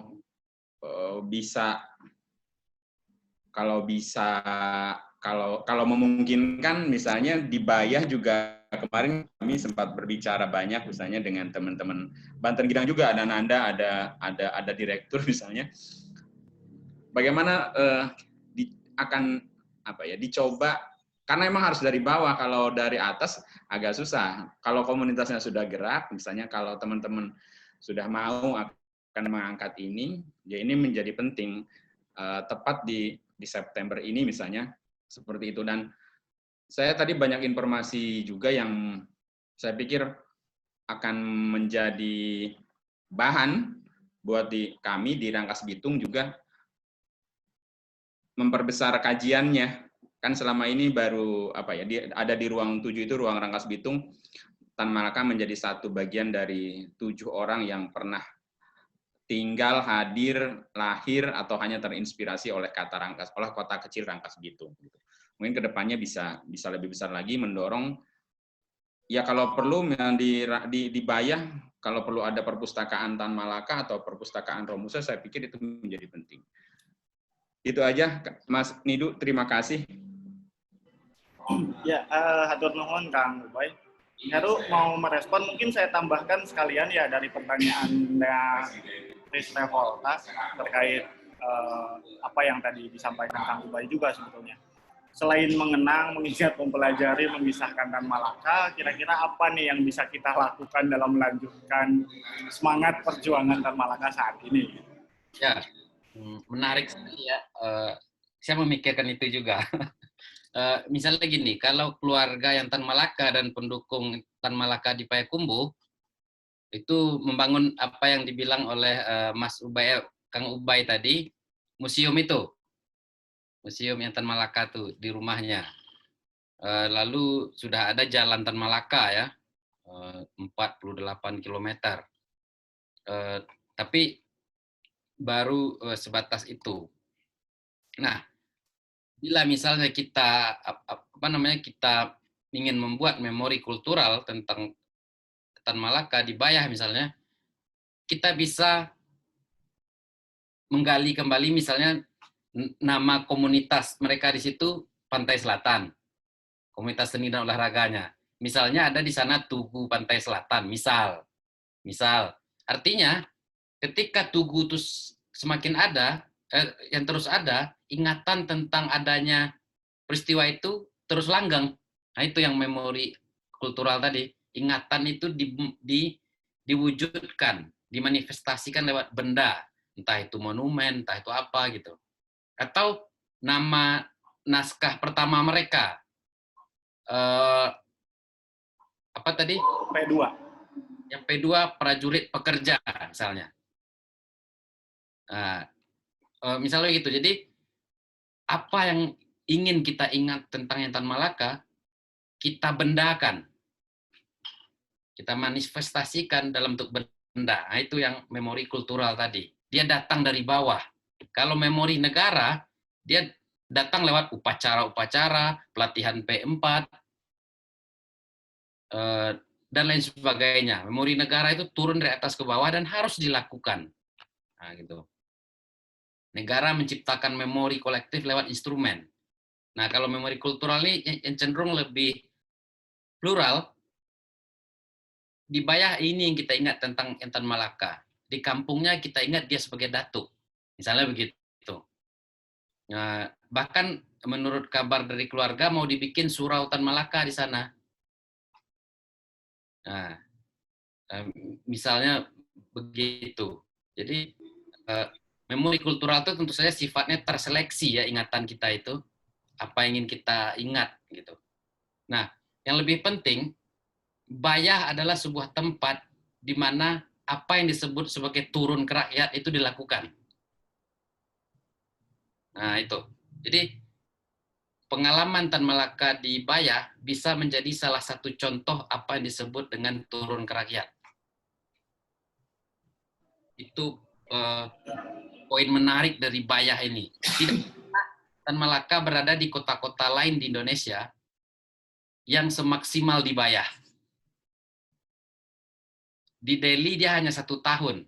Dalam pengertian itu pun dia merasa tidak bebas. Kira-kira begitu. Bahkan kalau kita mau mengingat Bayah sebagai tempat pertama kali Soekarno dibantah, itu misalnya maksud itu bisa saja kita mengingat itu misalnya. Nah. Ya, itu menarik sekali, apalagi buat aktivis macam Kang Japra kita ya, direktur kita tuh aktivis yang menggunakan dari penjara ke penjara, madilog dan lain-lain untuk mendoktrin adik-adik tingkatnya. Itu sebentuk praktik kultural, memori kultural juga itu. Ya, betul. Dicekokin terus dan diajak demo. Oke, ini masih kaitannya sama tadi. Sebelum saya kasih kesempatan Kang Nana ya, ini ada pertanyaan dari Bu Devi. Tadi Heru ngomongin Tan Malaka itu seorang pembelajar juga, dia juga seorang guru. Dan ketika di Semarang dia mendirikan sekolah, lalu sekolahnya dianggap sebagai ancaman oleh pemerintahan Belanda pada saat itu. Nah, Bu Devi penasaran kira-kira saat itu sekolahnya tuh seperti apa gitu yang dibuat Tan Malaka, dan macam apa murid-murid yang dihasilkan di sekolah Tan Malaka itu sampai kok sekolah itu menjadi menakutkan bagi Belanda. Yang pertama tentu saja sekolah itu mengajarkan kesadaran anti kolonial ya, lalu mengajarkan bahasa Belanda. Karena begini, bagaimana kita tahu tentang sesuatu hal kita tidak tahu bahasanya. Nah gitu, kira-kira jadi ini saya sederhanakan aja ya, kira-kira begitu. Lalu berbiaya murah. Kalau bahasa Belanda sementara sekolah yang lain tidak mempraktikkan itu kan tuh ya? Ya, yang mempraktikkan bahasa Belanda itu dia sekolah Belanda. Jadi gini, kalau sekolah Belanda itu membuat siswanya menjadi takut dengan kotor. Kalau sekolah yang Tan Malaka membuat siswanya tidak takut dengan kotor. Nah, itu kira-kira metaforanya. Jadi sekolah Belanda itu memisahkan orang-orang terdidik dari kondisi rakyat. Bahkan takut kotor gitu. Sedangkan sekolah Tan Malaka membuat pesertanya tidak takut kotor. Nah, jadi ketika Tan Malaka dibuang ke Belanda itu, sebelum Tan Malaka dibawa, seluruh muridnya menyanyikan lagu internasional tanpa diminta. Ketika lagu itu habis, diulang lagi sekali lagi. Nah, jadi sekolah itu pertama membuat, katakanlah sekolah untuk membuat kesadaran yang radikal terhadap penjajah. Itu poin pentingnya, tentu saja berbahaya. Terus yang kedua, sekolah itu juga mengembangkan hobi. Hobinya apa gitu misalnya. Nah, mungkin kalau secara lebih detailnya sejarawan yang ahli di bidang itu lebih mudah menjawab. Tapi pada prinsipnya itu tadi, bila sekolah Belanda membuat orang terdidik menjadi takut kotor, sekolah Tan Malaka membuat orang terdidik tidak takut kotor gitu. Kira-kira. Ada tercatat nggak siapa saja lulusan dari sana yang kemudian punya andil dalam perjuangan misalnya? Salah satunya itu ketua PKI setelah beberapa yang Tan itu ketua PKI dari sekolah itu dulu. Ketika yang Tan Malaka dalam yang pembuangan, sorry saya lupa namanya. daripada salah sebut, tapi kira-kira itu salah satu. Oke, baik.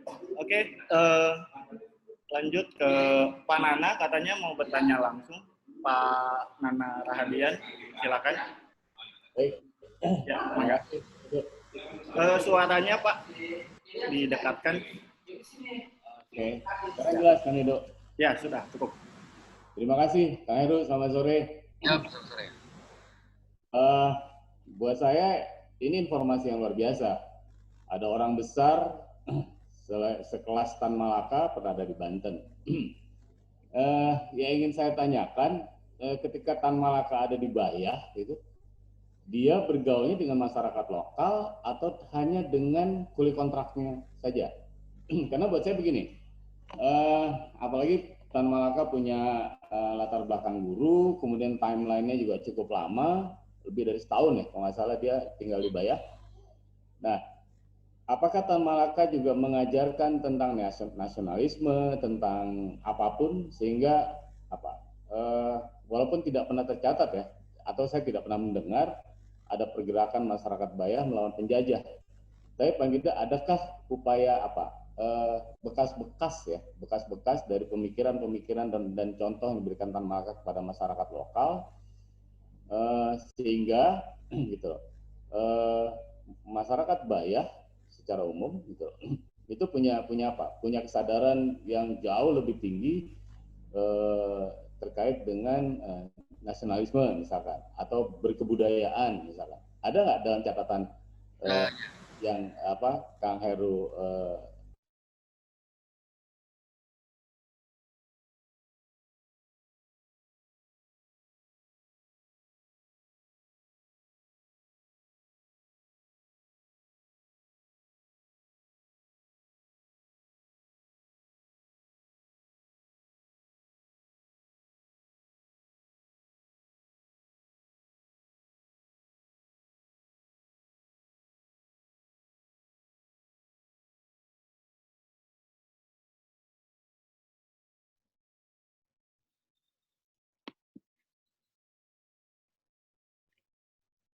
Om Idu?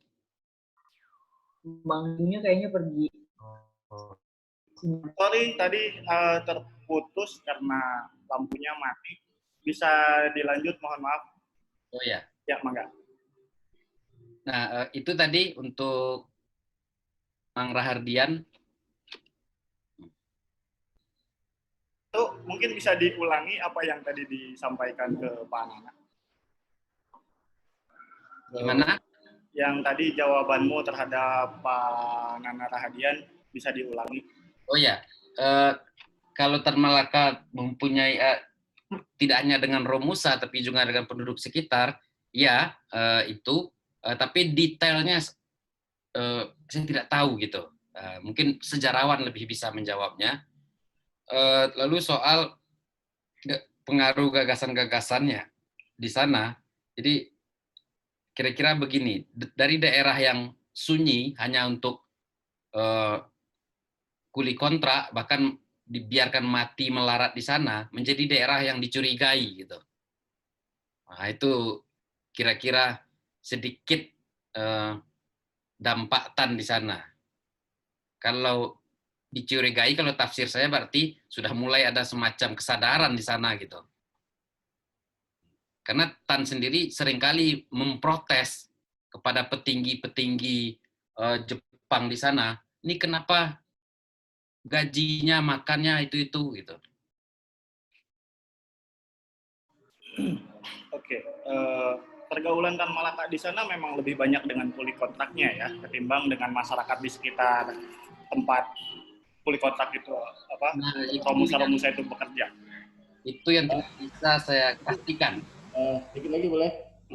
Ya, mangga Pak, silakan. Kang Heru, kebetulan saya punya beberapa teman sebagai penggiat masyarakat adat di Bayah.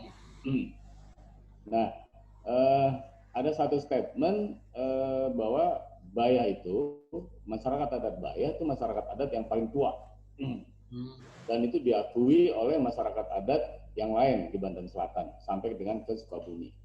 Artinya kalau kalau kita bicara masyarakat adat, Bayah itu memang sudah menjadi areal tersendiri gitu yang punya pengaruh besar buat masyarakat di sekitar. Nah, ada satu fenomena menarik, saya nggak tahu Tan Malaka itu tinggalnya di mana di Bayah. Tetapi Bayah itu ada Bayah 1, Bayah 2. Dan di Bayah 1 itu, banyak sekali orang-orang pintar gitu, orang-orang pintar, bahkan ada beberapa tokoh di Banten yang berasal dari Bayah 1. Nah, saya berpikiran jangan-jangan Tan Malaka tinggalnya dulu di daerah Bayah 1 gitu loh. Sehingga Bayah 1 kecenderungannya masyarakatnya jauh lebih terpelajar dan belajar sekolah sampai titik yang paling mungkin gitu loh. Banyak sekali orang Banten yang muncul itu dari Bayah 1 gitu. Nah, saya berharap saya sih berpikiran kalau Tan Malaka memang pernah tinggal di wilayah Bayah 1, ya nggak heran kalau Bayah 1 menjadi lebih maju dibandingkan daerah lain. Begitu aja sih, Pak Nido. Terima kasih. Oke, Pak Nana, menarik sepertinya. Itu kemungkinan efek yang belakangan ke sini kita bisa lihat gitu ya. Oke, Heru, ada tanggapan? Enggak, itu informasi yang menarik. Ya, betul. Jadi udah boleh lihat kan? Oke, ada lagi teman-teman yang lain. Bang Japra sebagai aktivis, direktur utama kita ini aktivis di kampusnya dan sampai sekarang belum lulus. Dia pembaca setia Tan Malaka dan mendoktrin adik-adik tingkatnya membaca Tan Malaka untuk digerakkan biar ikut demo. Bangga, Bang Japra.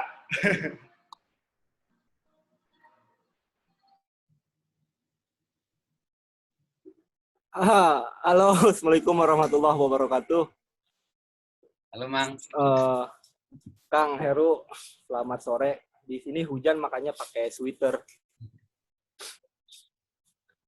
Ya, barangkali kalau saya menilai soal Tan Malaka itu sendiri, bagi saya orang-orang yang mengenal Tan Malaka atau yang kemudian tahu soal Tan Malaka adalah orang-orang tertentu bagi saya.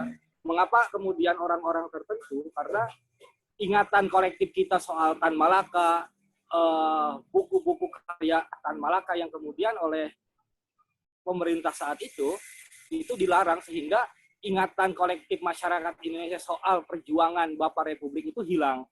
Nah, hanya orang-orang mungkin orang-orang yang masuk organisasi ketika mahasiswanya atau misalkan orang-orang yang tidak sengaja mengenal kata Tan Malaka, kemudian dia mencari, kemudian dia tahu soal Tan Malaka gitu.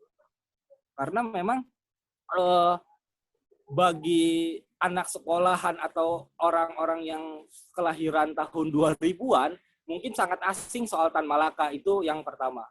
Yang kedua, September kan menjadi bulan kelabu bagi pembahasan yang berbau-bau berbau-bau merah gitulah. September menjadi bulan yang sangat sangat berbahaya, apalagi saya kira bahwa pembahasan seri diskusi girang soal Tan Malaka akan juga mendapat gangguan seperti iklan Baygon tempo lalu gitu. Tempo lalu kan ketika mengadakan diskusi soal Baduy kita ada iklan Baygon ya. Nah, saya kira diskusi sekarang ini pertama diskusinya soal Tan Malaka, kedua diskusinya juga di bulan September itu akan ada iklan Baygon juga. Oh, ternyata aman-aman saja. Nah, menurut saya bahwa Tan Malaka perlu juga diingat kembali, terutama soal karya-karyanya yang seperti Madilog, seperti Narde Republik, seperti Penjara ke Penjara, itu sangat penting dan perlu juga dibahas kembali atau kemudian diadakan satu waktu untuk khusus membahas soal karya-karya Tan Malaka.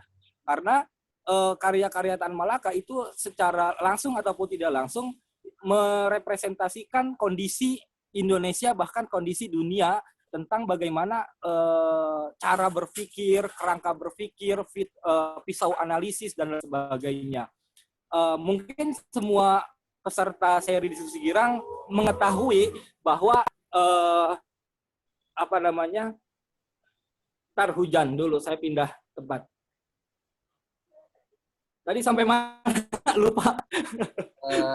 Peserta diskusi.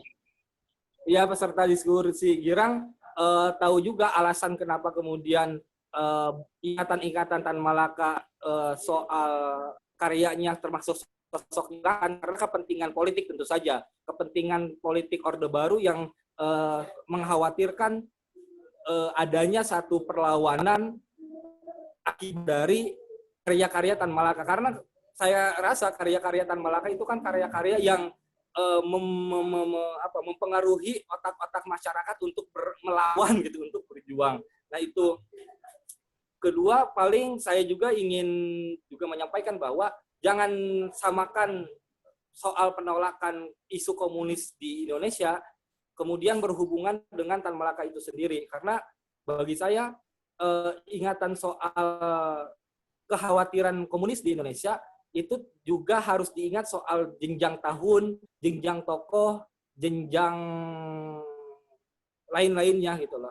Bahwa ketika berbicara soal komunis di bulan September itu tidak berarti harus juga berkaitan soal Tan Malaka gitu loh. Karena ya kita tahu sendiri bahwa pada akhirnya komunis terbagi tiga, pada akhirnya Tan Malaka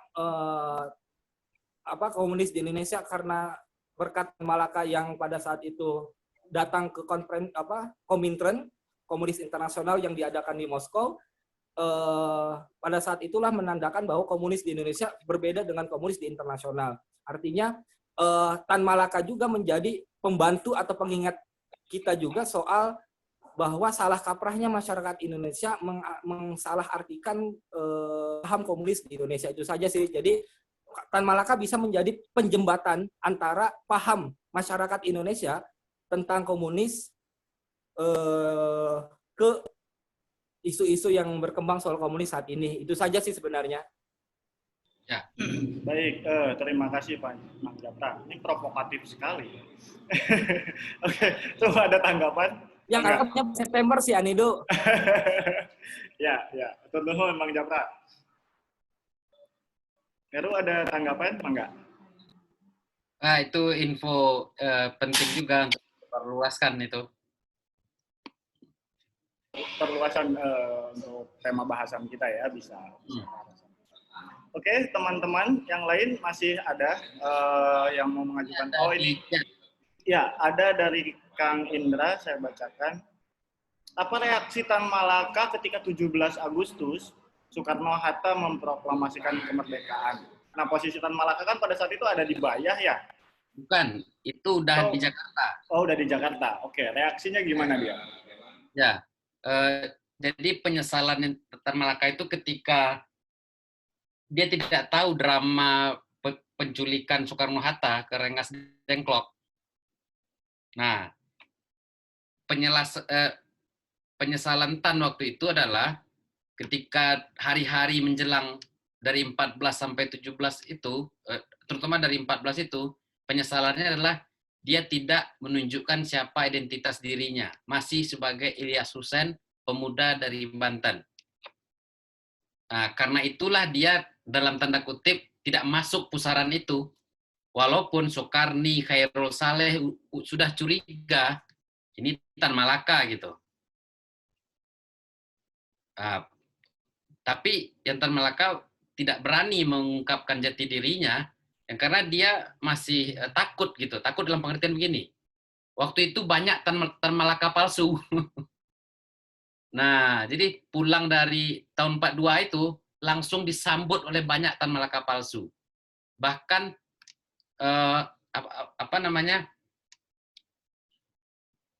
ketika tahun 42 pulang itu Tan Malaka sempat membeli novel Matumona. Pacar merah ya, pacar merah Indonesia ya. Yang tentang dirinya. Nah, jadi ada yang mengatakan itu sengaja diciptakan Jepang untuk mengacaukan kelompok pendukung dengan menciptakan Tan Malaka palsu ini gitu. Nah, salah satu yang caranya bagi kelompok pemuda di Jakarta waktu itu, kalau ada ketemu orang ngakuin Tan Malaka, disuruh menjelaskan menjelaskan buku-buku yang Tan Malaka sebelumnya. Kalau tidak bisa menjelaskan, palsu. Oke. Nah, itu menarik sepertinya. Coba saya geser sedikit ya ke wilayah Ya. fiksi dari sosok Tan Malaka itu sendiri. Sebelum ya kita tahu dulu ada novel Pacar Merah Indonesia 2 jilid Matumona, dia berkisah tentang Tan Malaka. Walaupun novel itu agak kayak novel detektif kalau saya tidak salah. Lalu belakangan juga ada kawan kita Henry Teja menerbitkan novel tentang sosok Tan Malaka. Nah, menurutmu sendiri terkait dua novel ini yang berangkat dari sosok pribadi Tan Malaka ataupun terkait perjuangan Tan Malaka, bagaimana? Apakah ini bisa kita manfaatkan sebagai tadi memori kultural untuk kita ke depan atau bisa dalam konteks begini, misalnya novel Henry Teja yang pertama ya, yang bagian 1 itu sangat kentara sekali identitas Tan Malaka sebagai orang Minang. Nah, jadi ada penekanan itunya. Berkali-kali ada penekanan karakterisasinya sebagai orang Minang, sebagai datuk gitu. Nah, itu kalau kita lihat dari sudut pandang kontestasi memori, itu kan salah satu cara untuk mengkontestasi memori negara tadi, yang menempatkan Tan Malaka itu seakan-akan begitu sederhana gitu. Begitu tempelan, ya pengkhianat gitu. Seakan-akan dia bukan manusia yang kompleks gitu, yang punya masa lalu, yang punya kampung halaman, yang ada kaitannya dengan adat, dan lain sebagainya. Nah, novel itu salah satunya berusaha menekankan aspek latar belakang etnis di dalam kepribadian Tan. Tentu saja kalau di Pacar Merah itu kita melihat Tan Malaka sebagai sosok Muslim kan dan mistis. Tidak ada hubungannya sama sekali dengan komunis di sana. Mistis banget gitu. Nah, mungkin cocok dengan Mang Nidu sosok Tan Malaka di itu. Nah, lalu banyak lagi itu masih saya kumpulkan ya bentuk-bentuk memori yang lain tentang Tan itu di Payakumbuh baik berdasarkan catatan Nafis atau beberapa sumber yang pernah dikatakan oleh teman sekelas kita waktu kuliah Welsi soal Tan Malaka itu jadi ada sebuah kelompok surau yang salamnya ke kanan Muhammad, ke kiri Tan Malaka. Nah, gitu. Jadi banyak sekali model-model cara mengingat Tan itu. Nah, lewat fiksi, lewat ritual, termasuk ritual adat pengangkatan penghulu itu. Jadi gelar Tan Malaka itu sampai sekarang diteruskan. Tan Malaka kan yang keempat itu. Sampai sekarang udah yang ketujuh. Nah, semakin diteruskan gelar adat itu, pada sisi tertentu, itu memperpanjang ingatan orang tentang Tan Malaka pahlawan nasional ini sebagai datuk. Oke, bisa dielaborasi terkait, tadi kan makamnya ada 2 ya? Ya. Satu di Jawa Timur sana, satu di depan rumah adatnya dia. Nah, ya. Itu yang sebenarnya yang mana? Gini, di Selopanggung itu, kalau kita pandang dia sebagai situs memori, bisa dari 2 sisi kita melihatnya. Pertama, ingatan tentang matinya seorang pemimpin berpikiran komunis. Negara mungkin ingin mengingat Selopanggung sebagai itu. Sebagai akhir kisah seorang pemimpin radikal. Tapi bagi kita atau bagi masyarakat bisa mengingatnya sebagai sebuah kisah tragis dari orang yang berpikir tentang konsep Indonesia lalu mati oleh tentara di negara yang dikonsepkannya. Katakanlah begitu. Nah, masalahnya makam di situ belum diarahkan kemana-mana. Ke memori apa gitu maksudnya. Keluarga langsung mengekalkan satu model memori. Nah, dan tanda kutip ya, ketika negara abai, di situ keluarga bisa masuk. Seperti kita lihat di slide tadi, di makamnya itu tertulis bahwa dia datuk, dia pahlawan. Artinya, di makam tempat Tan Malaka bisa ditafsirkan lewat dua cara tadi, langsung direbut oleh keluarga memori ini. Yaitu memori sebagai datuk dan sebagai pahlawan tadi. Nah, tapi untuk memperdalam atau mempertebalkan ingatan dia sebagai datuk itu, keluarga berpikiran bahwa makamnya dipindahkan saja langsung ke kampung halamannya. Sebagaimana datuk itu harus dikuburkan, harus dimakamkan di tanahnya. Jadi ketika dia dipulangkan, identitas sebagai datuk itu lebih kental. Nah, di selo panggung, bukan ambigu sih, jalur-jalur untuk memori lain tetap ada. Misalnya, kalau negara akan mengingatnya nanti sebagai, dalam tanda kutip, yang mampusnya pemimpin radikal, kan bisa saja diingat sebagai itu. Nah, kalau dibawa pulang kampung, bisa sebagai datuk, pahlawan nasional, dan sebagai muslim. Itu kan sangat berbanding terbalik sekali dengan memori negara. Nah, itu. Jadi, apa yang dilakukan oleh keluarga pada sisi tertentu, sebuah kontestasi terhadap memori itu tadi. Keluarga ingin mengingat Tan Malaka sebagai datuk, seorang muslim, dan pahlawan.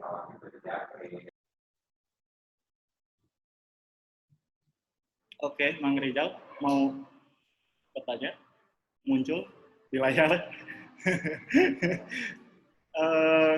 Ya, saya kasih kesempatan ke teman-teman yang lain. Ini ada di chat tentang ini. Di chat aku nggak bisa lihat. Oh. Kata tadi terputus, bisa dibacakan atau dijawab aja langsung? Dalam buku Hari Puze disebut satu tokoh yang bernama Ayib Zuhri dari Kaujon. Apa peran tokoh tersebut? Oh ya, ini dia temannya Tan Malaka yang mereka yang akhirnya menjadikan Tan Malaka sebagai utusan Banten. Jadi di Rangkas Bitung, Tan Malaka, lalu Ayib Zuhri, lalu ada satu dari Pandeglang, dan dari, aku lupa satu lagi, pokoknya ada yang berlima waktu itu, tanggal 9 Agustus 45, mereka rapat lah kira-kira begitu. Untuk mengirim utusan Banten tadi, Ilyas Hussein. Nah, jadi yang Tan Malaka, Mang Tan ini pernah menjadi utusan pemuda Banten. Nah, dalam konteks itu, salah satu hubungannya dengan Ayib Zuhri. Oke, jadi kita bisa memanggilnya Mang Tan ya, Mang Tan Malaka. Ya, baik. Teman-teman, masih ada biasanya Kang Bambang Tianes yang mau munculnya belakangan. Kang Bambang, enggak? Ya, didekatkan biar suaranya tidak seperti robot. Oke, makasih Heru. Informasinya penting, walaupun cuma setahun, tapi Tan Malaka melakukan banyak hal yang menarik sebagai model dari pergerakan yang harus dilakukan oleh banyak orang tentu. Di samping senang belajar, tapi juga turun untuk memperbaiki realitas. Itu keren. Cuma soalnya kalau untuk Rangkas dan untuk Banten, pertanyaannya sangat sederhana. Apa pentingnya menghidupkan Tan Malaka saat ini? Menghidupkan ulang berarti mengundang hantu Tan Malaka untuk hadir kembali di Banten. Kalau kita tidak siap untuk menerima hantunya, maka kita akan dihantui tentu. Karena itu apa sih pentingnya misalnya? Saya kira spirit Tan Malaka yang mestinya dihidupkan, misalnya ya tadi terus belajar, terus mengajari rakyat tentang kesadaran. Dari sisi teologi bisa kita ambil dari teologi pembebasan misalnya. Jadi kalau misalnya di Bayah mau dibuat memori budaya untuk mengenang Tan Malaka, diawali dari penting nggak sih orang kenyataannya dia dengan keterbatasannya hanya 1 tahun, artinya dia cuma para buruh itu. Maka Banten sebenarnya cuma lokus yang renggang juga sih, lokus yang renggang dari Tan Malaka. Tapi jika dianggap penting, maka ya kita rumuskan spirit apa yang bisa kita lakukan agar Tan Malaka bisa hidup dengan Banten atau Bayah saat ini. Itu yang pertama. Yang kedua, di Bandung sebenarnya ada Rusa Berbulu Merah, karya monolognya Haja Ibran. Haja ini dari Payakumbuh, dari Minang, tapi dia besar di Bandung. Dan dia membuat monolog pada September 2016, kalau tidak salah, monolog itu dipentasin di ILFI, di Pusat Kebudayaan Perancis, dan dikepung oleh FPI. Hampir batal, tapi kemudian tetap jalan, dan saya kira ini atau sudah tahu kenapa tidak dimasukkan kalau memang tidak dimasukkan, atau kalau belum tahu itu cukup menarik. Nah, ada monolog sejak kecil di Haji mendengar cerita Nabi Muhammad, dan dia bilang entah kenapa mata saya basah setiap kali mendengar cerita perjuangan Nabi Muhammad dan seterusnya. Kemudian ceritain bagaimana dia menolak komitmen komunis untuk tidak bergaul dengan Pan-Islamisme, dan Tan Malaka memutuskan untuk tetap bergabung dengan Pan-Islamisme. Saya kira itu beberapa kali pentas, mungkin di Jakarta pernah pentas. Nah, itu mungkin contoh lain untuk membasuh ingatan tentang tokoh Tan Malaka. Tapi kan balik lagi pada soal yang pertama, kayak gitu tuh bisa bisa diterima jika masyarakat menyadari apa pentingnya Tan Malaka. Jangan sampai kita menjadi seperti anak-anak milenial. Di Bandung sekarang ada peristiwa yang lucu, semua orang beli odading karena ada satu Instagram yang viral. Odadingnya sama, tapi karena itu viral, maka semua orang pengen beli odading. Tanpa ada kepentingan, apa pentingnya Tan Malaka di Banten misalnya, maka jadi kayak gitu. Tan Malaka keren, eksotik, karena kita mesti hidupin. So, mau ngidupin apa? Apa pentingnya? Bagaimana kita memposisikannya? Saya kira itu juga pikiran Tan Malaka. Yang ketiga menurut saya adalah semua orang ngomongin Madilog, tetapi tidak ada satupun yang artikulatif. Madilog itu seperti apa sih? Semua orang ngomongin Repolek misalnya, tetapi secara artikulatif itu cuma menjadi omongan di mulut, tapi nggak pernah ngelakuin. Madilog saya kira penting untuk diapresiasi sebagai karya anak bangsa, anak Indonesia, yang ngomongin sesuatu yang pada beberapa hal dia bisa jadi merevisi Marx dan Hegel, bisa juga dia mencarikan konteks dari Marx dan Hegel dengan konteks Indonesia. Nah, jika nanti ada sekolah Tan Malaka di Bayah, saya kira spirit dari Madilog mesti diturunkan, tetapi dalam bentuk yang tidak sekedar nama Madilog, Repolek, tapi sebenarnya lalu apa bedanya dialektikanya Tan Malaka dengan Marx atau dengan Hegel? Jarang sekali orang bicara itu. Tapi saya senang, keren. Saya tidak menentang bahwa kita mesti memberikan perlawanan pada ingatan negara. Tetapi pertanyaannya, apa pentingnya? Jika itu penting, mari kita lakukan. Terima kasih, Heru Joni. Ya, terima kasih banyak, Mang. Pertanyaan yang menarik sekali ya. Jadi saya ingin memberi satu ilustrasi. Misalnya begini, mengapa soal mengingat dan melupakan ini penting. Jadi kalau memori negara, memori ini selalu berkaitan dengan tegangan antara mengingat dan melupakan. apa yang perlu kita ingat dari seseorang dan apa yang dilupakan, misalnya dalam memori negara tadi.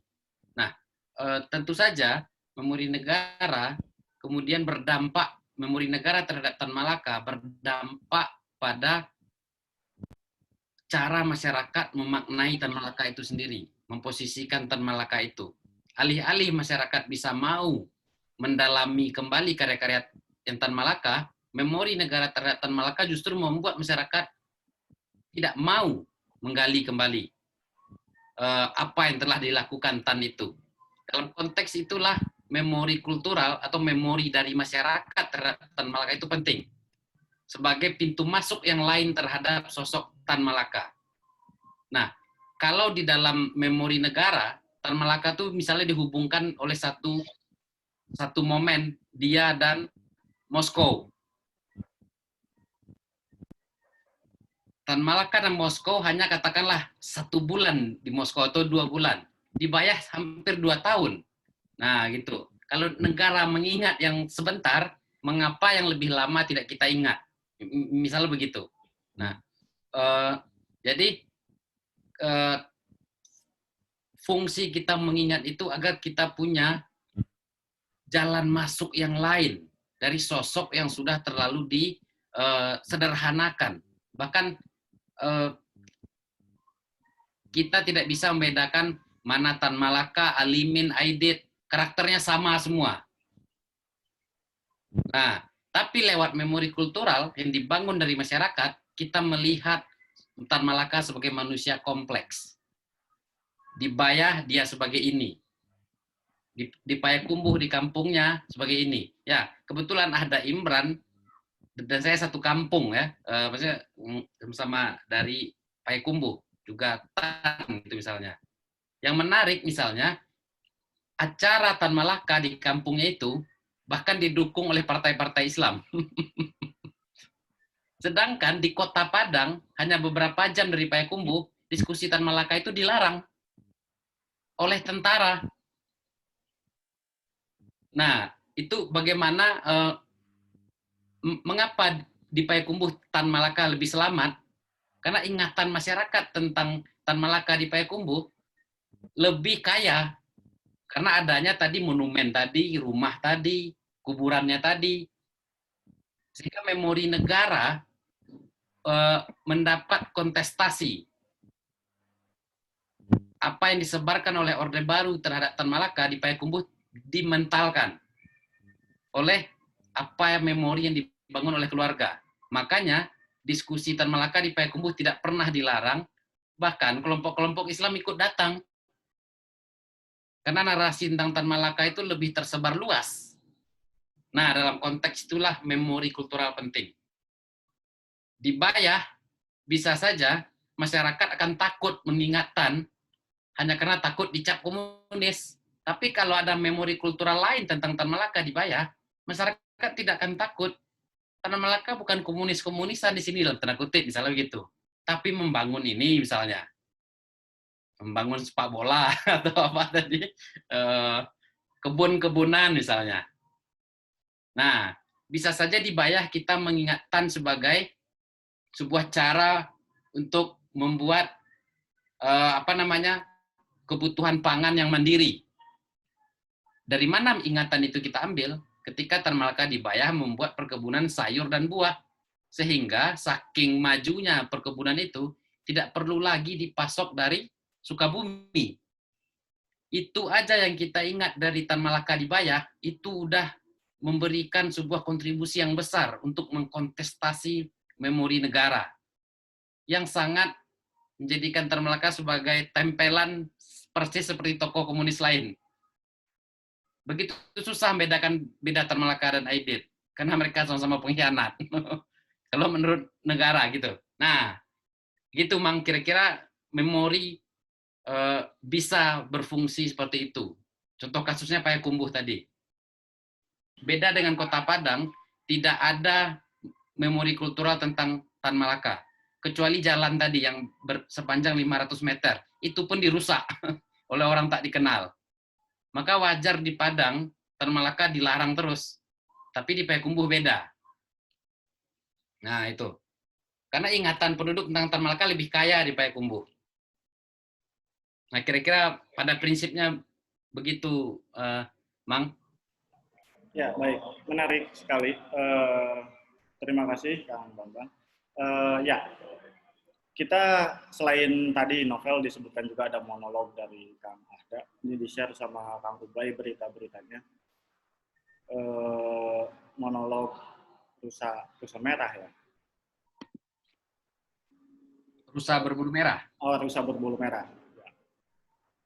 Oh, Ya, itu juga artinya gini, kalau sebelum diakhiri, beberapa karya sastra, novel yang sudah beredar, yang ditulis Henry Teja misalnya, atau novel sebelumnya, Matu Mona itu Pacar Merah Indonesia, lalu juga monolognya Ahda yang sempat dipentaskan walaupun sempat dilarang, tapi toh tetap berjalan dia sebagai sebuah pementasan diadakan, itu juga bisa mengkonstruksi lagi kesadaran kultural kita terhadap Tan Malaka. Mungkin itu yang mesti dilakukan terus-menerus dari teman-teman sastra, melakukan hal semacam itu.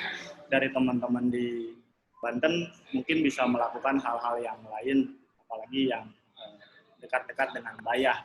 Nah, direktur kita ini pacarnya orang Bayah, konon mau menikahi perempuan Bayah, mungkin bisa melanjutkan perjuangannya Tan Malaka. jangan sampai dibikin memori tentang kesendirian Tan ya. Nah, jangan sampai karena Tan Malaka tidak menikah, jadi Japra harus menikah. Oke, sebelum saya tutup, ada yang mau Heru tambahkan? Kita sebentar lagi mau maghrib di sini. Untuk sebagai penutup saja, silakan. Ya, saya ingin memberi gambaran. Sewaktu saya kecil di Payakumbuh, saya tidak tahu kalau Tan Malaka itu tokoh nyata. Jadi waktu saya kecil, Tan Malaka itu semacam maling kundang, dongeng. Dongeng tentang orang yang bisa menghilang kemana-mana dalam waktu sekejap. Itu waktu saya masih kecil. Nah, ketika saya SMP, saya terkejut melihat buku Madilog. Loh, ada orangnya gitu. Saya pikir dia hanya legenda masyarakat. Ketika melihat buku, lalu kemudian pergi ke makamnya, membaca buku yang lain. Artinya apa? Saya berjalan dari, saya mengenal Tan Malaka pertama sebagai memori sosial. Dari memori sosial bergerak ke memori kultural. Dari memori kultural bergerak ke sejarah. Nah itu. Persoalannya sekarang, banyak masyarakat kita yang mengenal Tan Malaka lewat memori negara. Itu persoalannya. Nah, kira-kira begitu. Assalamualaikum warahmatullahi wabarakatuh. Oke, terima kasih Heru, terima kasih teman-teman semuanya. Atur nuhun sudah terlibat dalam diskusi. Seri diskusi Girang ke-15. Sebelum kita akhiri, seperti biasa, kita foto bersama. Ya, teman-teman semuanya boleh dinyalakan kameranya. Ya, diskusi kita sambil saya ngoceh ya. Ini pesanan sponsor. Diskusi kita diselenggarakan oleh Laboratorium Banten Girang, bekerja sama dengan Perpustakaan, Dinas Perpustakaan dan Kearsipan Provinsi Banten, Ikatan Pustakawan Indonesia, dan bm.com. Boleh bergaya? 1, 2, 3, saya jepret nih. Saya jepret. Iya, ada 2 halaman. 1, 2, oke, satu lagi. 1, 2, ya.